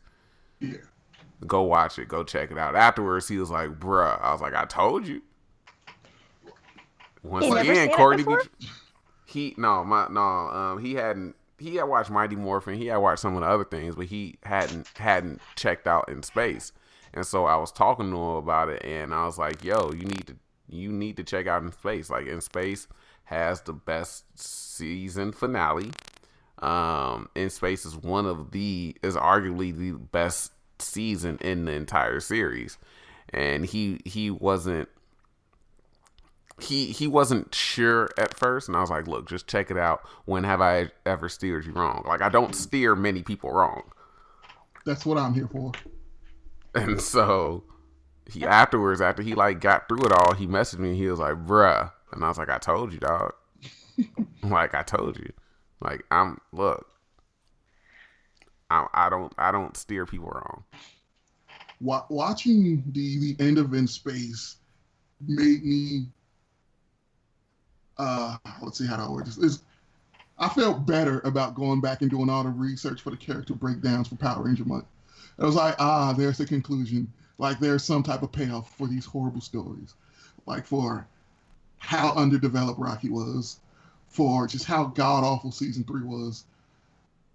And it was like, because it's leading to this just grandiose finale where everything that up until this point is like being reset. It like I said, it rewards you for watching from the beginning until now. And then, like, if you would have, because you know how it was supposed to be the end of the series, if you would have ended there, Power Rangers would have gone that hands down. It's, just so great. I mean, and you're dropping out again. Hopefully, it's caught on your end of the recording. I think it was the gist of you were saying that Power Rangers were going down as the greatest series ever. And Andros just brought Astronomer onto the ship. Uh-oh. He's looking happy, and of course, Astronomer is Astronomer. And I think I just saw Melody Perkins trip a little bit in her walk. I've been noticing a lot of random shit, dog. Like, I want to get to the point where I can just throw, like, Mighty Morphin on, like, so much, like, with Archer. Like, I used to always put Archer on whenever I went to sleep because I watched the season already. So if it's like a show, if I was going to sleep and it was a show that I wanted to actually watch, I wouldn't put it on because obviously I can't watch it if I'm asleep. So I would just always throw Archer on. And it got to the point where, like, I started catching on to, like, jokes that got set up in season 1 that paid off in season 3. Or running gags that started in season 2 that led through the rest of the series. So I want to get to that point with Power Rangers, but it's just so goddamn long. Like 60 episodes the first season, and then like 55 the second, and then like 40, 45 or 50 again for like the third season. Like, dog, really? It's gonna take me like 2 months to watch this shit. And then it kept going like that. Oh, man. I haven't watched the newer seasons. How many episodes to a season nowadays? 21. 21. Whoa. Broken across 2 seasons. Yeah. So it's like the first season gets 20, then the super season gets 20, and it is a chore to watch. Yeah. Okay, so Space was twice that, but I remember they broke off for the summer, if you want to count that as a similar approach. Instead of calling it straight out 2 seasons, you just got that awful summer break. I remember watching Flashes. I think Flashes of Darkonda is where they cut it off afterward, and that was a painful wait. Like, that really was for kid me. Look, it's crazy to think that Power Rangers aired daily. It's really, really crazy to think that it aired daily. Space wasn't daily, was it? Wasn't it a Saturday morning? I think by the time in Space hit, they were on the Saturday morning thing. Yeah, they were on the weekly airing date. But Mighty Morphin aired daily. That's why it was so many fucking episodes. Because when I was going back and I was watching it, I was like, why the fuck are there so many episodes? And I was like, wait, Mighty Morphin really did air every day, didn't it? Sure, yeah. and it did. I know we're getting off track, but I mean, it's all still Power Rangers at the end of the day. But and this is Power Ranger month, right? Yeah. But yeah, like it was just weird to think about that. And so now I've slept through 5-6 episodes of In Space, and I'm on episode 27 now, just playing it in the background and just like catching little things here and there. And it's like I want to get to the point, ideally with all of the seasons or all of the popular seasons, the ones that I like, where I can just like call back like you guys can. Because I'll watch something and it might still be fresh in my head for a month, 2 months, unless it really, really stands out. But I want to get to the point where it's like, oh yeah, in episode fucking 26, or not even just episode, just like whatever episode that was where this happened, and I can keep up. That's my main thing right now, just trying to be able to keep up in conversations. Funny you mentioned that. So there was a point when I'd watched and rewatched Space, not as a marathon, but just episodes, eventually bouncing between them. I would watch them all repeatedly, and I knew them really, really well at the time. And somehow, during the marathon this week, in prep for this podcast, I managed to find one line of dialogue I completely missed before, and it was the episode when Darkana first showed up, and then right after that, Ecliptor had gone down to engage the Rangers. He crosses blades with Andros, and he goes, "Ranger, listen." I had never caught that before, and of course, they get interrupted, and Ecliptor never ever finishes his thought for the rest of the season.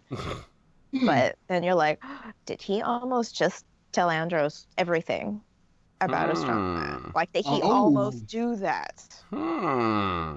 I like rewound that part like 10 times. I was like, how did I miss this before when I was 20 years younger? Man, look. You have to get to that part, Courtney. You have to watch it like 40 more times. I'm sure I'll get there eventually. It's just going to take, another 20 years to get there.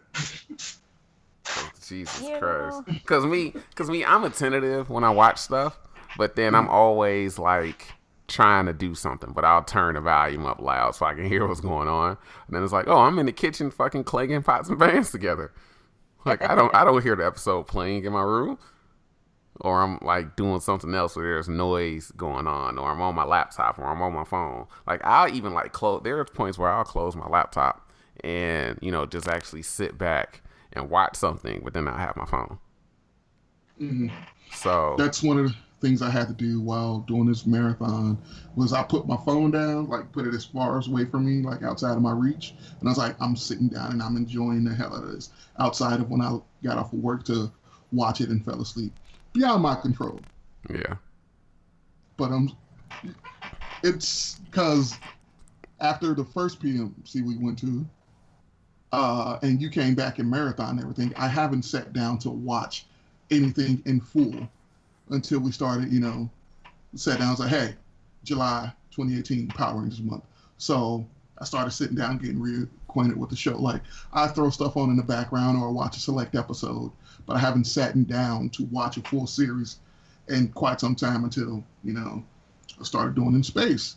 And I'm like, oh, yes, I remember why I like this show. Yes. I put it on thinking that, it'll be background. I can work on some other stuff while at marathons. And it was like, no, it started playing. I legit would just sit there and watch like a little kid. Still has that for me anyway. No, I can definitely see that. What was I about to ask? It was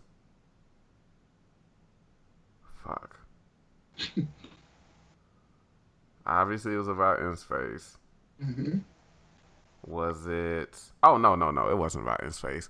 Catt, we've done this with we've done this with Rob. Kind of explain like your road into PMC and into Power Rangers. Two very separate journeys, I guess. I can start with PMC because that's the shorter story. So, my first PMC was 2012, I think. Also, that would be. That's like what, number three, I think. Yeah. PMC 3. Okay, so I had a buddy of mine. You guys know her, Jen. I think has been to all of them. So I knew about them, but at that time the advertising wasn't there. I don't remember if I must have been on Facebook already. Mm-hmm. But it was sort of, it got to a certain point and I had a draw at that point. So I decided, hey, I'm going to go see what this is about. I had no idea really what to expect, but it was intriguing to me because I don't have anybody really in my real life who's into Power Rangers or anything like it.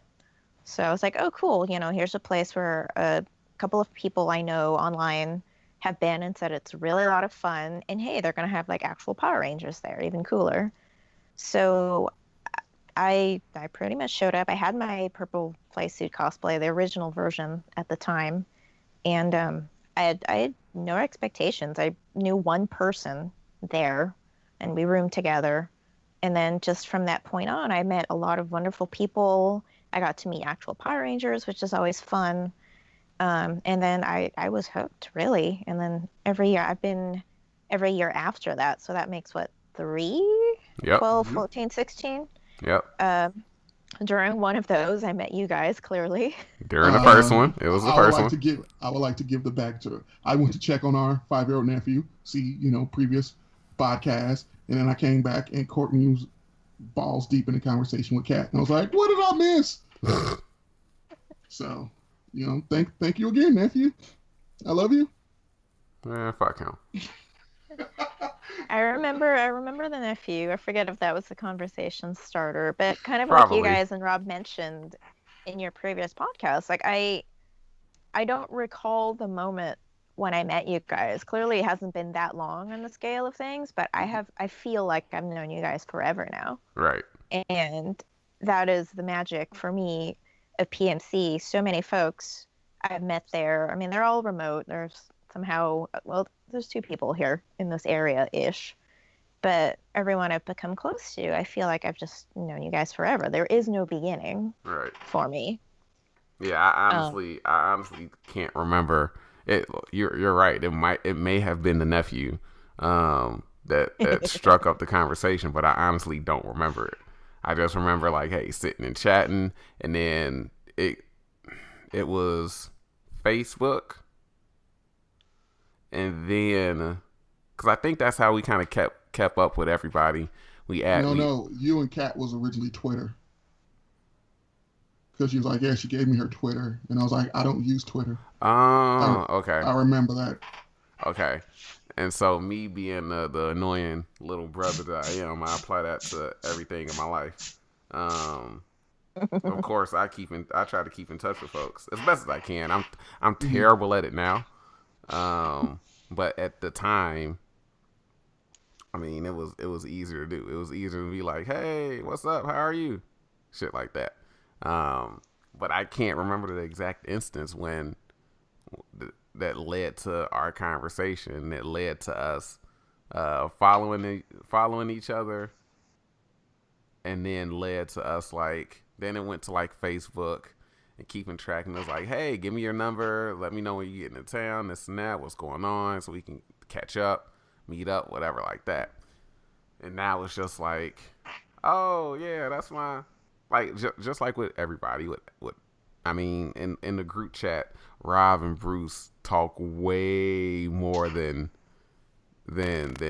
anybody else. Yeah. But now it's just the fact that it doesn't matter how long it's been. I can go 3, 4, 5, 6 months without texting anybody. But when I do, or if it just rolls around to like a PMC, it's like, hey, what's up? You coming? All right, cool. I'll see you there. And then we meet up and it's like catch up and then hang out. It's like it doesn't miss a beat. That's true. And it doesn't even feel like a catch up. You literally you show up. You haven't seen each other in person for 2 years, but you just pick up as if those 2 years never happened. Basically. Yeah. It's like Rob said, he spent in person with us about 20 consecutive days. Mm-hmm. And then it's like, yeah, but even how much we talk, we saw Catt at the wedding, which was a nice little stopgap. Well, like I said, it felt like a mini convention because we were all there and just catching up and everything. Yeah. And it was great. Yeah. It really was, man. That's why I really, really wish that we can. And I mean, just like we've discussed before in the past, if it ever comes down to it where PMC stops, we got to find a place to go. Because, I mean, at this point now, we don't go for the convention anymore. At least me and you don't. It's like, hey, after the first convention, all right, cool, we got all our fan stuff out the way. Second convention, all right, cool, let's get the YouTube stuff out the way. And then the third one, it was like, you know what? We just here to fucking hang out, man. Like, in all honesty, like, I'm here to hang out with my people. Like, the convention is just a very easy reason to get together because we know these people are going to be there. Yeah, like I said, it's like a nice backdrop to hang out with your friends. Like, hey, we're hanging out, but there's also this. Right. So let's hang out while doing this. Yeah. All right, and then Catt, you're going to do your Power Ranger journey. Yeah, that's a bit of a longer story. We got time. We talked about it for an hour before. Right. It was supposed to be like a 15-20 minute thing that stretched into a little bit over an hour. That's how some of your podcasts have been, I think, no? Yeah. Oh yeah. Yeah. All right. Well, let's see. Start the way back beginning. I think I started watching Power Rangers because of the Green with Evil series, if we want to start way back then. I remember being the fastest girl on the schoolyard, and there was this one kid, this boy, who liked the Green Ranger because he was evil and kicked everybody's ass and all of that. So we spent a lot of time playing Power Rangers on the yard, which was pretty much just chasing each other back and forth. Basically. And with really, really terrible karate chops. Basically. When you're like 8 or whatever. It started there, and then at some point, I think around Turbo or Space, there was internet relay chat. So there was a chat room that I discovered. This is like when we first got internet, and I met Jen there. So this was this is just a chat room that people somehow found their way to.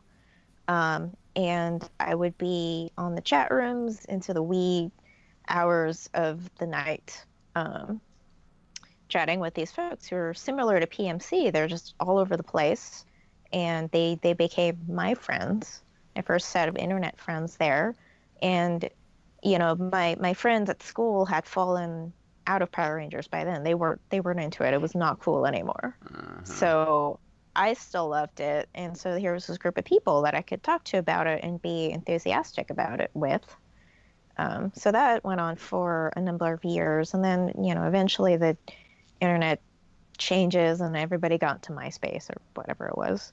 And then so at some point, Jen will remember the year, I eventually started meeting up with some of the people that I was closest to.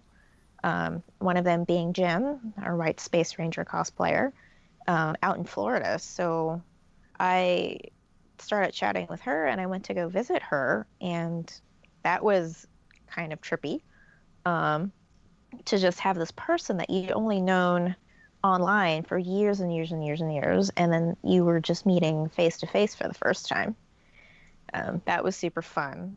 And then I met one other person from the chat room, and then it was just, what happened then? And then I went to college, and then Power Rangers became background noise for a really long time. That was when you guys ever use BitTorrent? Oh, yeah. Or something like it.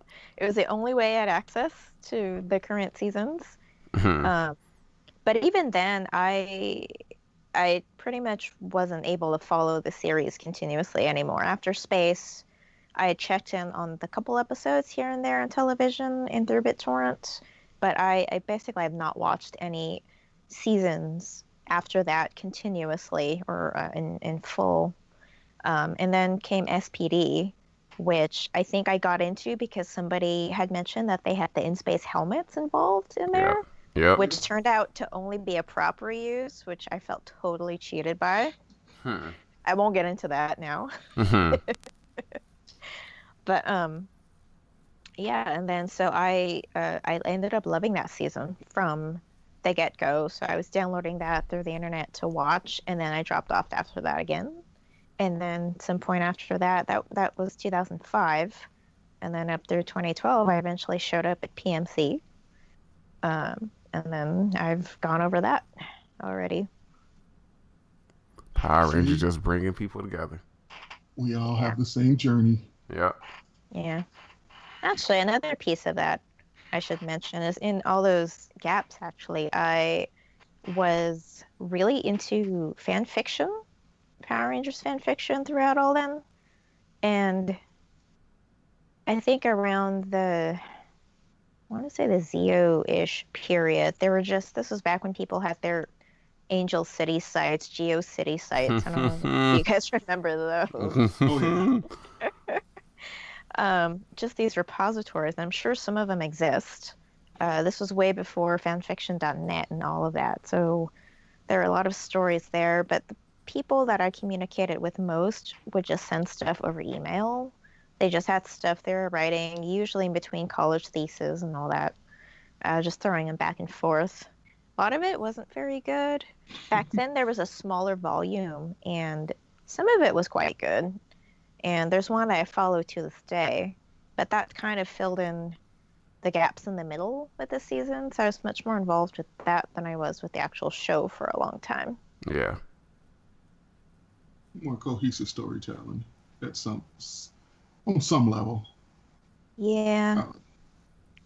Because they still haven't explained who the hell the Phantom Ranger is. Look, that's just like the colony question. We'll never Corkboard. get the answer to it. Corkboard. Corkboard. What's going on the corkboard? It's Somehow. just gonna be another inside joke that we have that no one knows gets. Like, just gonna say corkboard. Basically. Yeah. So I mean, it. Again, I'm so appreciative of like actually attending PMC. Because Bruce had planned. I've explained this before. Well, Bruce had planned to go to the first one because he told me about it then, and I was fucking 17. And it was like, shit. Yeah, I get the chance to meet the actors, whatever. Yeah, sure, I'll go, whatever. And then the next one, I was fucking 20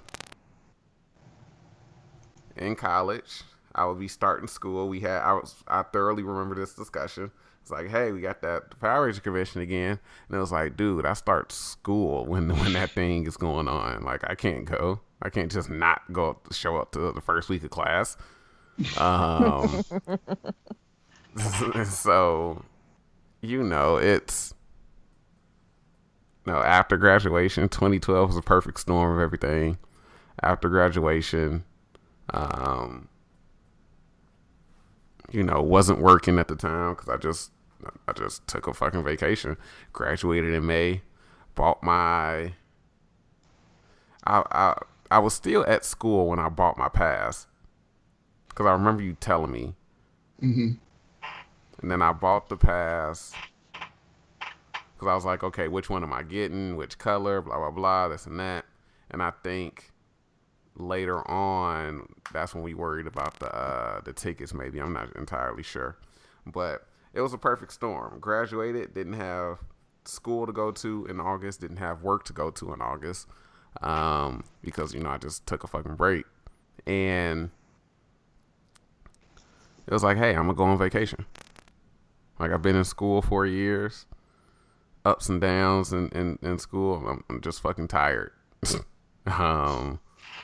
This is more than coming home for the summer, coming home from, May to August again. I'm home now. Let's do a little bit of traveling. I hadn't been on a plane since 96, 97. Jesus. And so, I was like, well, yeah, let's go. We're taking the nephew along with us. All right, cool. And then you run into, they're admittedly, and I'm probably the most outspoken person in the group. They're giving Astronomer her purple jumpsuit.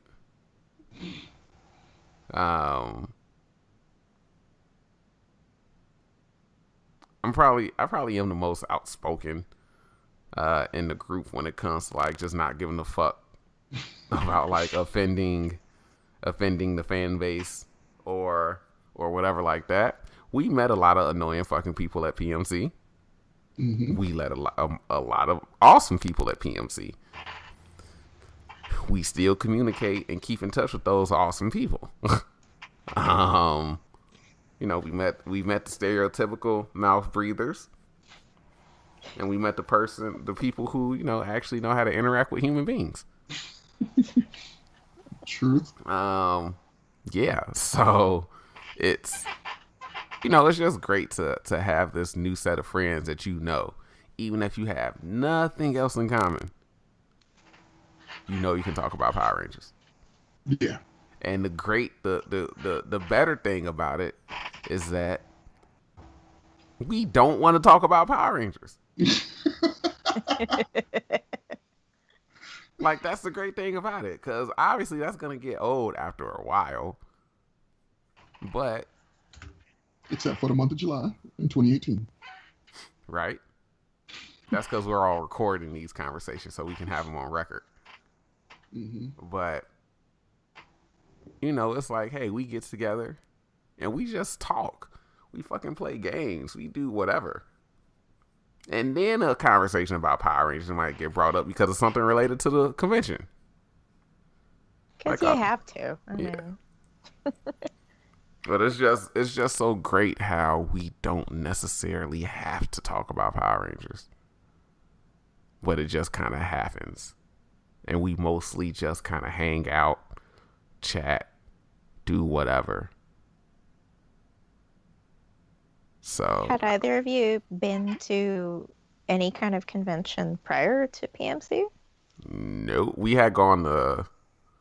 Did we go to C2E2?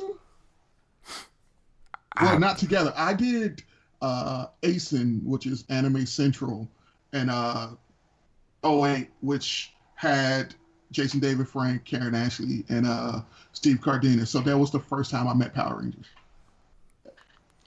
And I did Wizard World Chicago after that. So those were my first two cons. I think my first convention may have been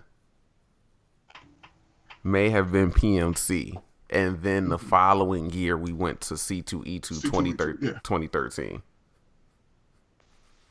What's the sort of theme of that one? I mean, C2E2 was probably the is it bigger than Wizard World? For Chicago, at least? Okay, so Wizard World was the big one, and then C2E2 came up, and was it Reed Pop owns C2E2. So that was basically, because Wizard World takes place in Rosemont, Illinois, but they say it's Chicago, where C2E2 was downtown Chicago. Yeah. So it's basically all pop culture, comic books, anime. So it features some of everything. Like with ASIN, that's Anime Central, and basically everything spearing off from anime with some other stuff thrown in. Yeah. I mean, C2E2 stands for the Chicago Comics and Entertainment Expo. So yeah. So it covers everything. Right. It covers everything. Comics, TV, movies, all that type of stuff. And so after PMC, so at C2E2 you get a much more kind of general overview or general exposure to everything. I mean, it's comics, it's TV shows, movies, obviously. So you will get people cosplaying as comic characters, movie characters, TV characters, things like that. You will get people there that are promoting their comics, their some fan film that they're doing or something like that. So it's much more kind of a general conglomerate of the entertainment. So it's not just like, oh, just the Power Rangers are going to be there. It's like, hey, we have 6 actors from the entire franchise here right next to Stan Lee or right next to Adam West or right next. It's things like that. Yeah. So C2E2, Wizard World probably is the bigger one, but again, just like he said, it's in the suburb of Chicago. C2E2 is literally in downtown Chicago. So and it's held at one of the bigger convention centers in the city. I mean, I think McCormick Place is the only convention center in the city, if I'm not mistaken. Yeah, it is. That's where they had. I don't know if you're familiar with it, Catt, but that if you ever heard of the Chicago Auto Show, they hold it at McCormick Place. So that can just give you an idea of how big the place is that they have an auto show there. I'm not familiar with that. I've been to Chicago briefly for a couple days, but I've been to an auto show. Yes, after you move. But I've been to an auto show in San Francisco, so I have a sense of just how big of a space you do need for a show like that. Yeah. And so, McCormick Place is very, very big. And so the convention takes up a nice chunk of the floor that they're on. But yeah, I went twice. Well, no. We did 2013, 2013, 2014, and 2015. We went 3 times in a row. Yeah, because remember the first one we went to was where you met Jason David Frank for the first time and got your shirts autographed. Yep. And then 2014 was Paulie, Jason, and Steve were there. Oh, that's right. 2015 is where we got the Austin interview. That's right. Okay, yeah. So yeah, we did 3 straight years, and then I moved. Yeah. So I kind of killed any bitch ass chance. What are you doing now, little brother? Where do you live? Huh? Hey, I didn't look. Don't open up that can of worms. Don't open up that can of worms. What was I supposed to do? Stay home after you left? Like you didn't just fucking throw a grenade on the ground and jump on it in regards to the plans. But yeah, C2E2 is one of the bigger ones. We went, and I mean I've enjoyed my visits to C2E2. Yeah. So I'd say, like, if PMC ever ended, I know Bruce and I were talking about, hey, maybe C2E2 will be our convention, our yearly or every other year convention that we go to, because I mean it's home, so we don't have to worry about getting hotels or anything like that. Maybe a fucking rental car, but we wouldn't. That would really more so be to like just get around while we're at home and not to go to the convention, because we could just catch the fucking bus, catch the public transportation. Yeah.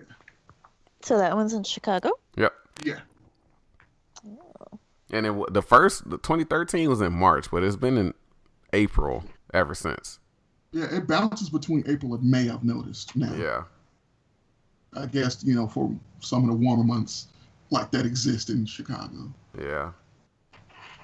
So we'll see when the next time is that I go, or we go at least. So yeah, that PMC was my first convention, and then C2E2 was the second one. So it was cool. Cool. What was your first convention? Me? Mm-hmm. Yeah.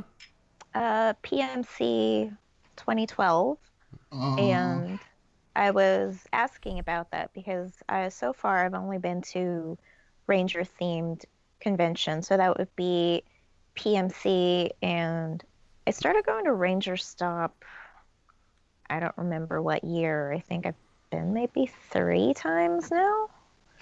So that one's every year in Orlando, Florida. But those are the only 2 that I go to. And from what I gather about other more well-known conventions, those are far, far smaller than some of the big ones that might be more general knowledge to people. And I think after talking to some of my friends, I seem to be a bit of an anomaly in that Power Rangers being one of the only franchise in, I don't know what the good word for it is, but like, I don't know, comic, like geekdom kind of culture.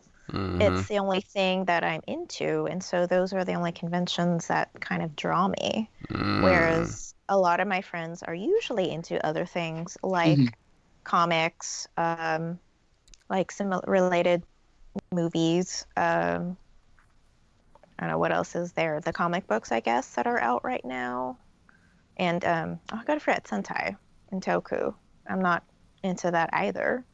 So I seem to be a bit of an unusual person walking around at this convention. Yeah. So if PMC does end and we find another convention to convene and hang out at, I have to get some practice getting into a different franchise. Or I could just hang out with people. That's the real plan. It's not even like, hey, we need to all find a new convention to hang out at if PMC ends. It's like, hey, we need to find one space, one spot that we can all get to and hang out for a fucking week. Like I have no problem. Look, wherever I work, I have no problem being like, look, I'm taking vacation for 6 days. Oh, I'm going to a convention, or I'm going to see some old friends or something like that. Like I have no problem taking off. Most other vacations or most other visits or out of town,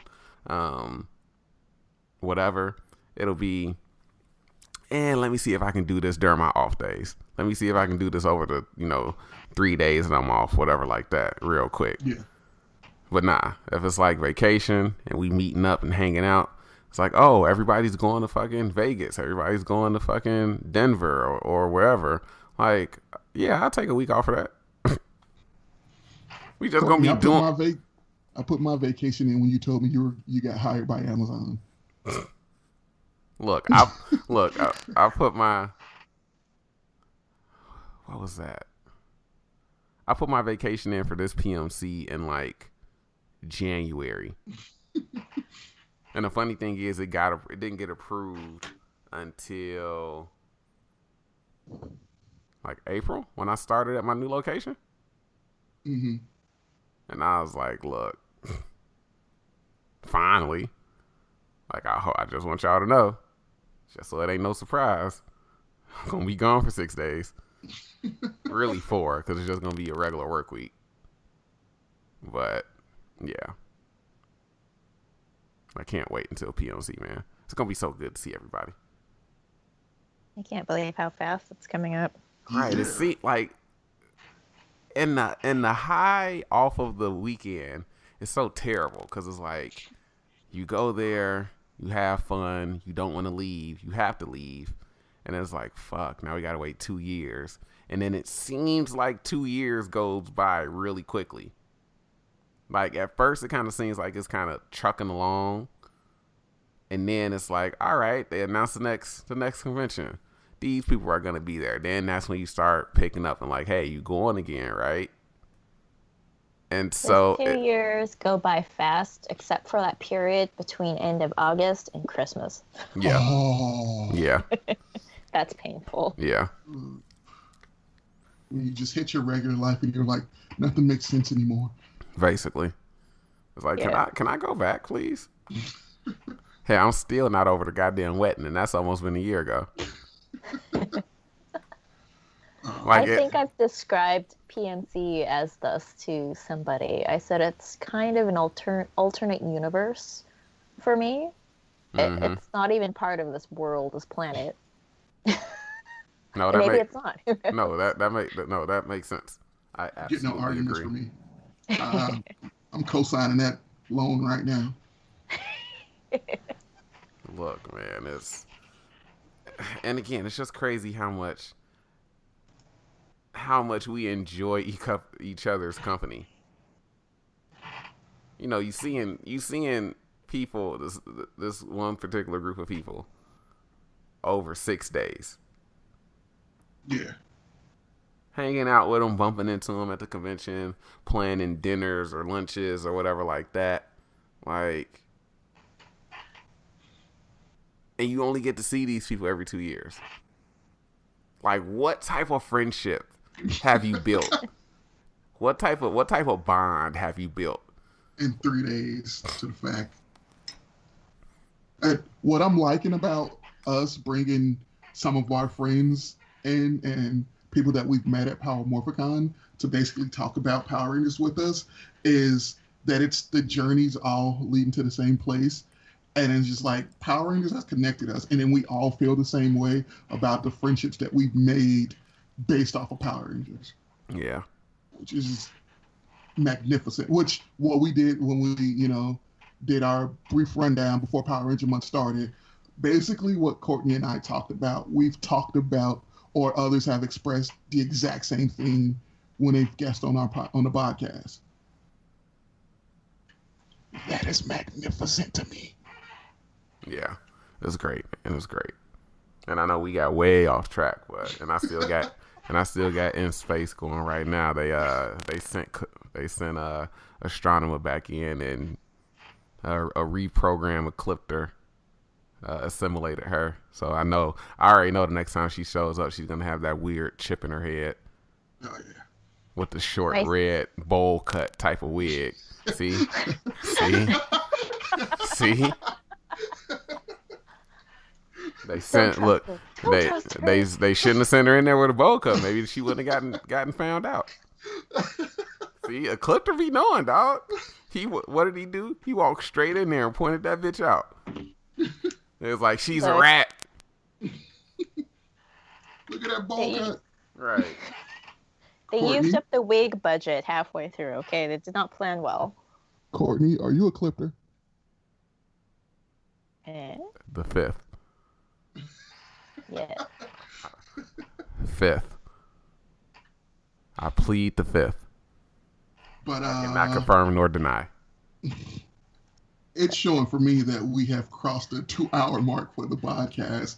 So I think we should start wrapping it up. Catt, thank you for joining us today. Thanks for having me. This was super fun. See, and you were all nervous and shit.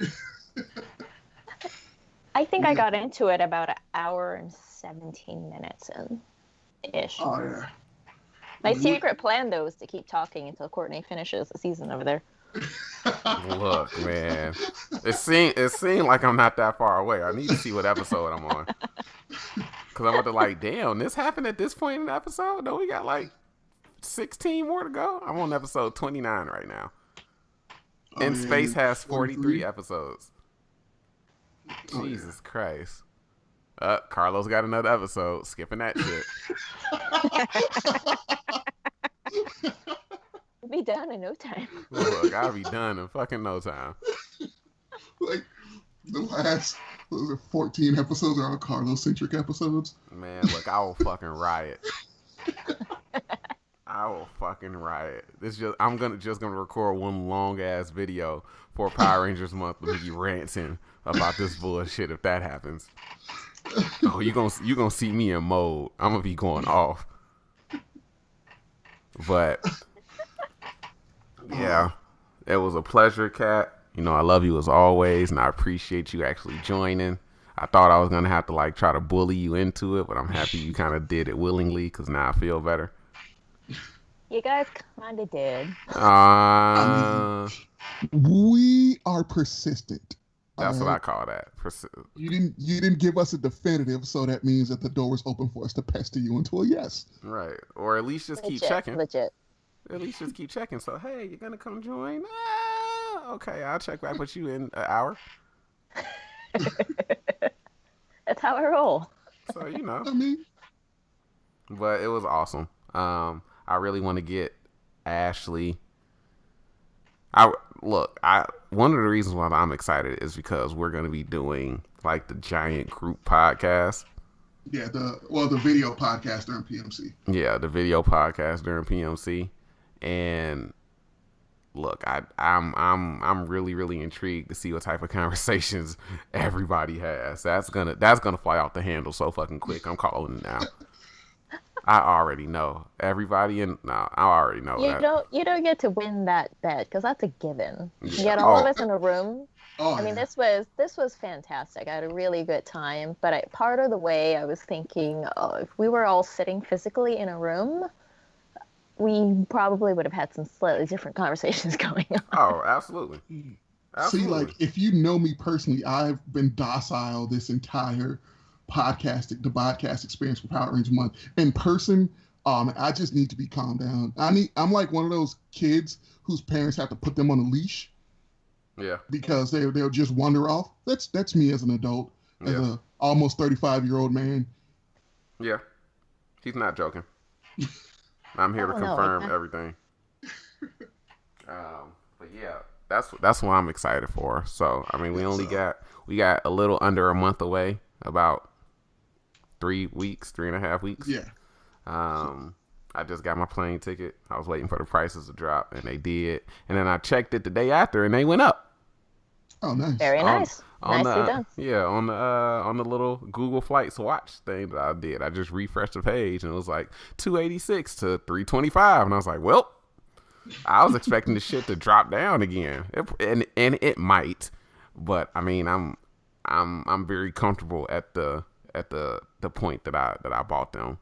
So I think this is the sweet spot. I think roughly a month out is when you probably will find the best deal. At about 3 weeks and in, you're gonna be screwed. yeah. And I know I gotta check my Hopper app and everything to see if it's gonna tell me, see if it's still saying like wait to purchase. And so I just like checking the prices still to see if they drop anymore. And it's like, oh man, I could have waited. But then I'm very much of the type where it's like, look, jump on it if you know you're probably not gonna see this again. Like I've bought action figures because of that. Like, hey, I haven't seen this anywhere at home, and now I moved to a different city, and this is my first time seeing it. I think I'm gonna buy it. So, Well, but unlike action figures, this directly impacts whether or not you show up. So, Very true. that's true. stakes are a little bit higher, That's true. just a little bit. So but see that goes more to the point. That's exactly why I had to jump on it. Who knows what I'm gonna see after if I try to wait? Now I'm gonna be fucking kicking myself in the fucking head. We But- might be too. Hey, you're half of my hotel room, all right? So that's why I've been pestering you to get your tickets. Like, hey, you kind of pay half of the hotel room, sir. Hey, look, chill out, all right? I got you, dog. I got you. I'm gonna make sure I come up with my half. Don't worry. We got this. But yeah, I'm excited. I can't wait. I'm really looking forward to seeing everybody again. It's gonna be great. We've talked about Power Rangers in space for a long time. We've talked about just Power Rangers in general and some other shit for quite some time. I think this is the first episode where I actually went over the 2-hour mark. So Yes. that's just the beauty of getting friends together and talking, which is why I want more of our friends on. But folks be busy and shit. Adulting, They got lives and shit, right? paying Because I didn't bills and speak this shit. whole week. When I was marathoning, I saved up all my words, and you guys are getting all of it now. And you just Oh, threw yeah. it up. I was a mute this week. We bring out the best in everyone. Mm-hmm. I'm telling you, man. And I'm the best setup man in the world, so not to pat myself on the back. Courtney's been my straight man for like the past 15 years. Yeah. Thanks, man. I know it's a dirty job. Look, man, you have no idea. I've taken one too many for the team. I'll have my moments sooner or later. This is where the that gif of Carlton looking up at the sky all happy and wondering, the possibilities. This is where that gets inserted. I don't know if I'm gonna do it or not, but this is where that gets inserted. Do it. Although you have to sift through 2 hours to find this spot. Yeah, exactly. Jesus Christ. But yeah, so we'll just end it here, so we'll make it easier. So yeah, that was episode 5. Yes, 5. Thanks. That's episode 5 of the BoDcast for Power Rangers Month, where we talked about Power Rangers in space and a whole lot of other stuff.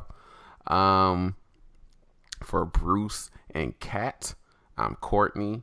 We have more videos going up. Obviously, this month, the month is not over. So we got more content coming. Check it out. If you can, share it with your friends. I'm still going to be putting up the podcast on SoundCloud. like I said earlier, had a long week at work. I really just want to lay back down in my bed at this point. But I'm going to get to all that stuff and check it out. Hope you guys will find something that you enjoy. I've already put on one of my coworkers, one of my associates, to it. And she was like, it's so weird seeing you all calm and stuff.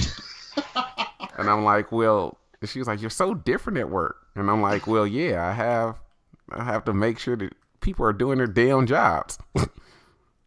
Like, of course I'm a little bit more stressed out. One of the people that I work with over at Prime now, they now work with my old manager. And he was like, yeah, he told me about your YouTube channel. He was like, you're not as chaotic as I'm used to. I go, well, I gotta streamline it for video. Right. Can't just fly off the handle all the time for the videos. You'll come out with a goddamn 20-minute video when you meant to do a 5-minute one. Like, your character breakdowns have been like 2 minutes and under, and mine have been like 6 to 7 minutes. I can't streamline my chaos that much. Right. I still have to. You get a full perspective on characters if you put them together. Yeah. And we got more character breakdown videos coming too, and some more funny, kind of entertaining videos. So go ahead and check it out, guys. Again, I appreciate all the support, all the listens, all the views, whatever you want to call it. And we will catch you guys later. Peace out. Thanks for listening. Peace all. Bye.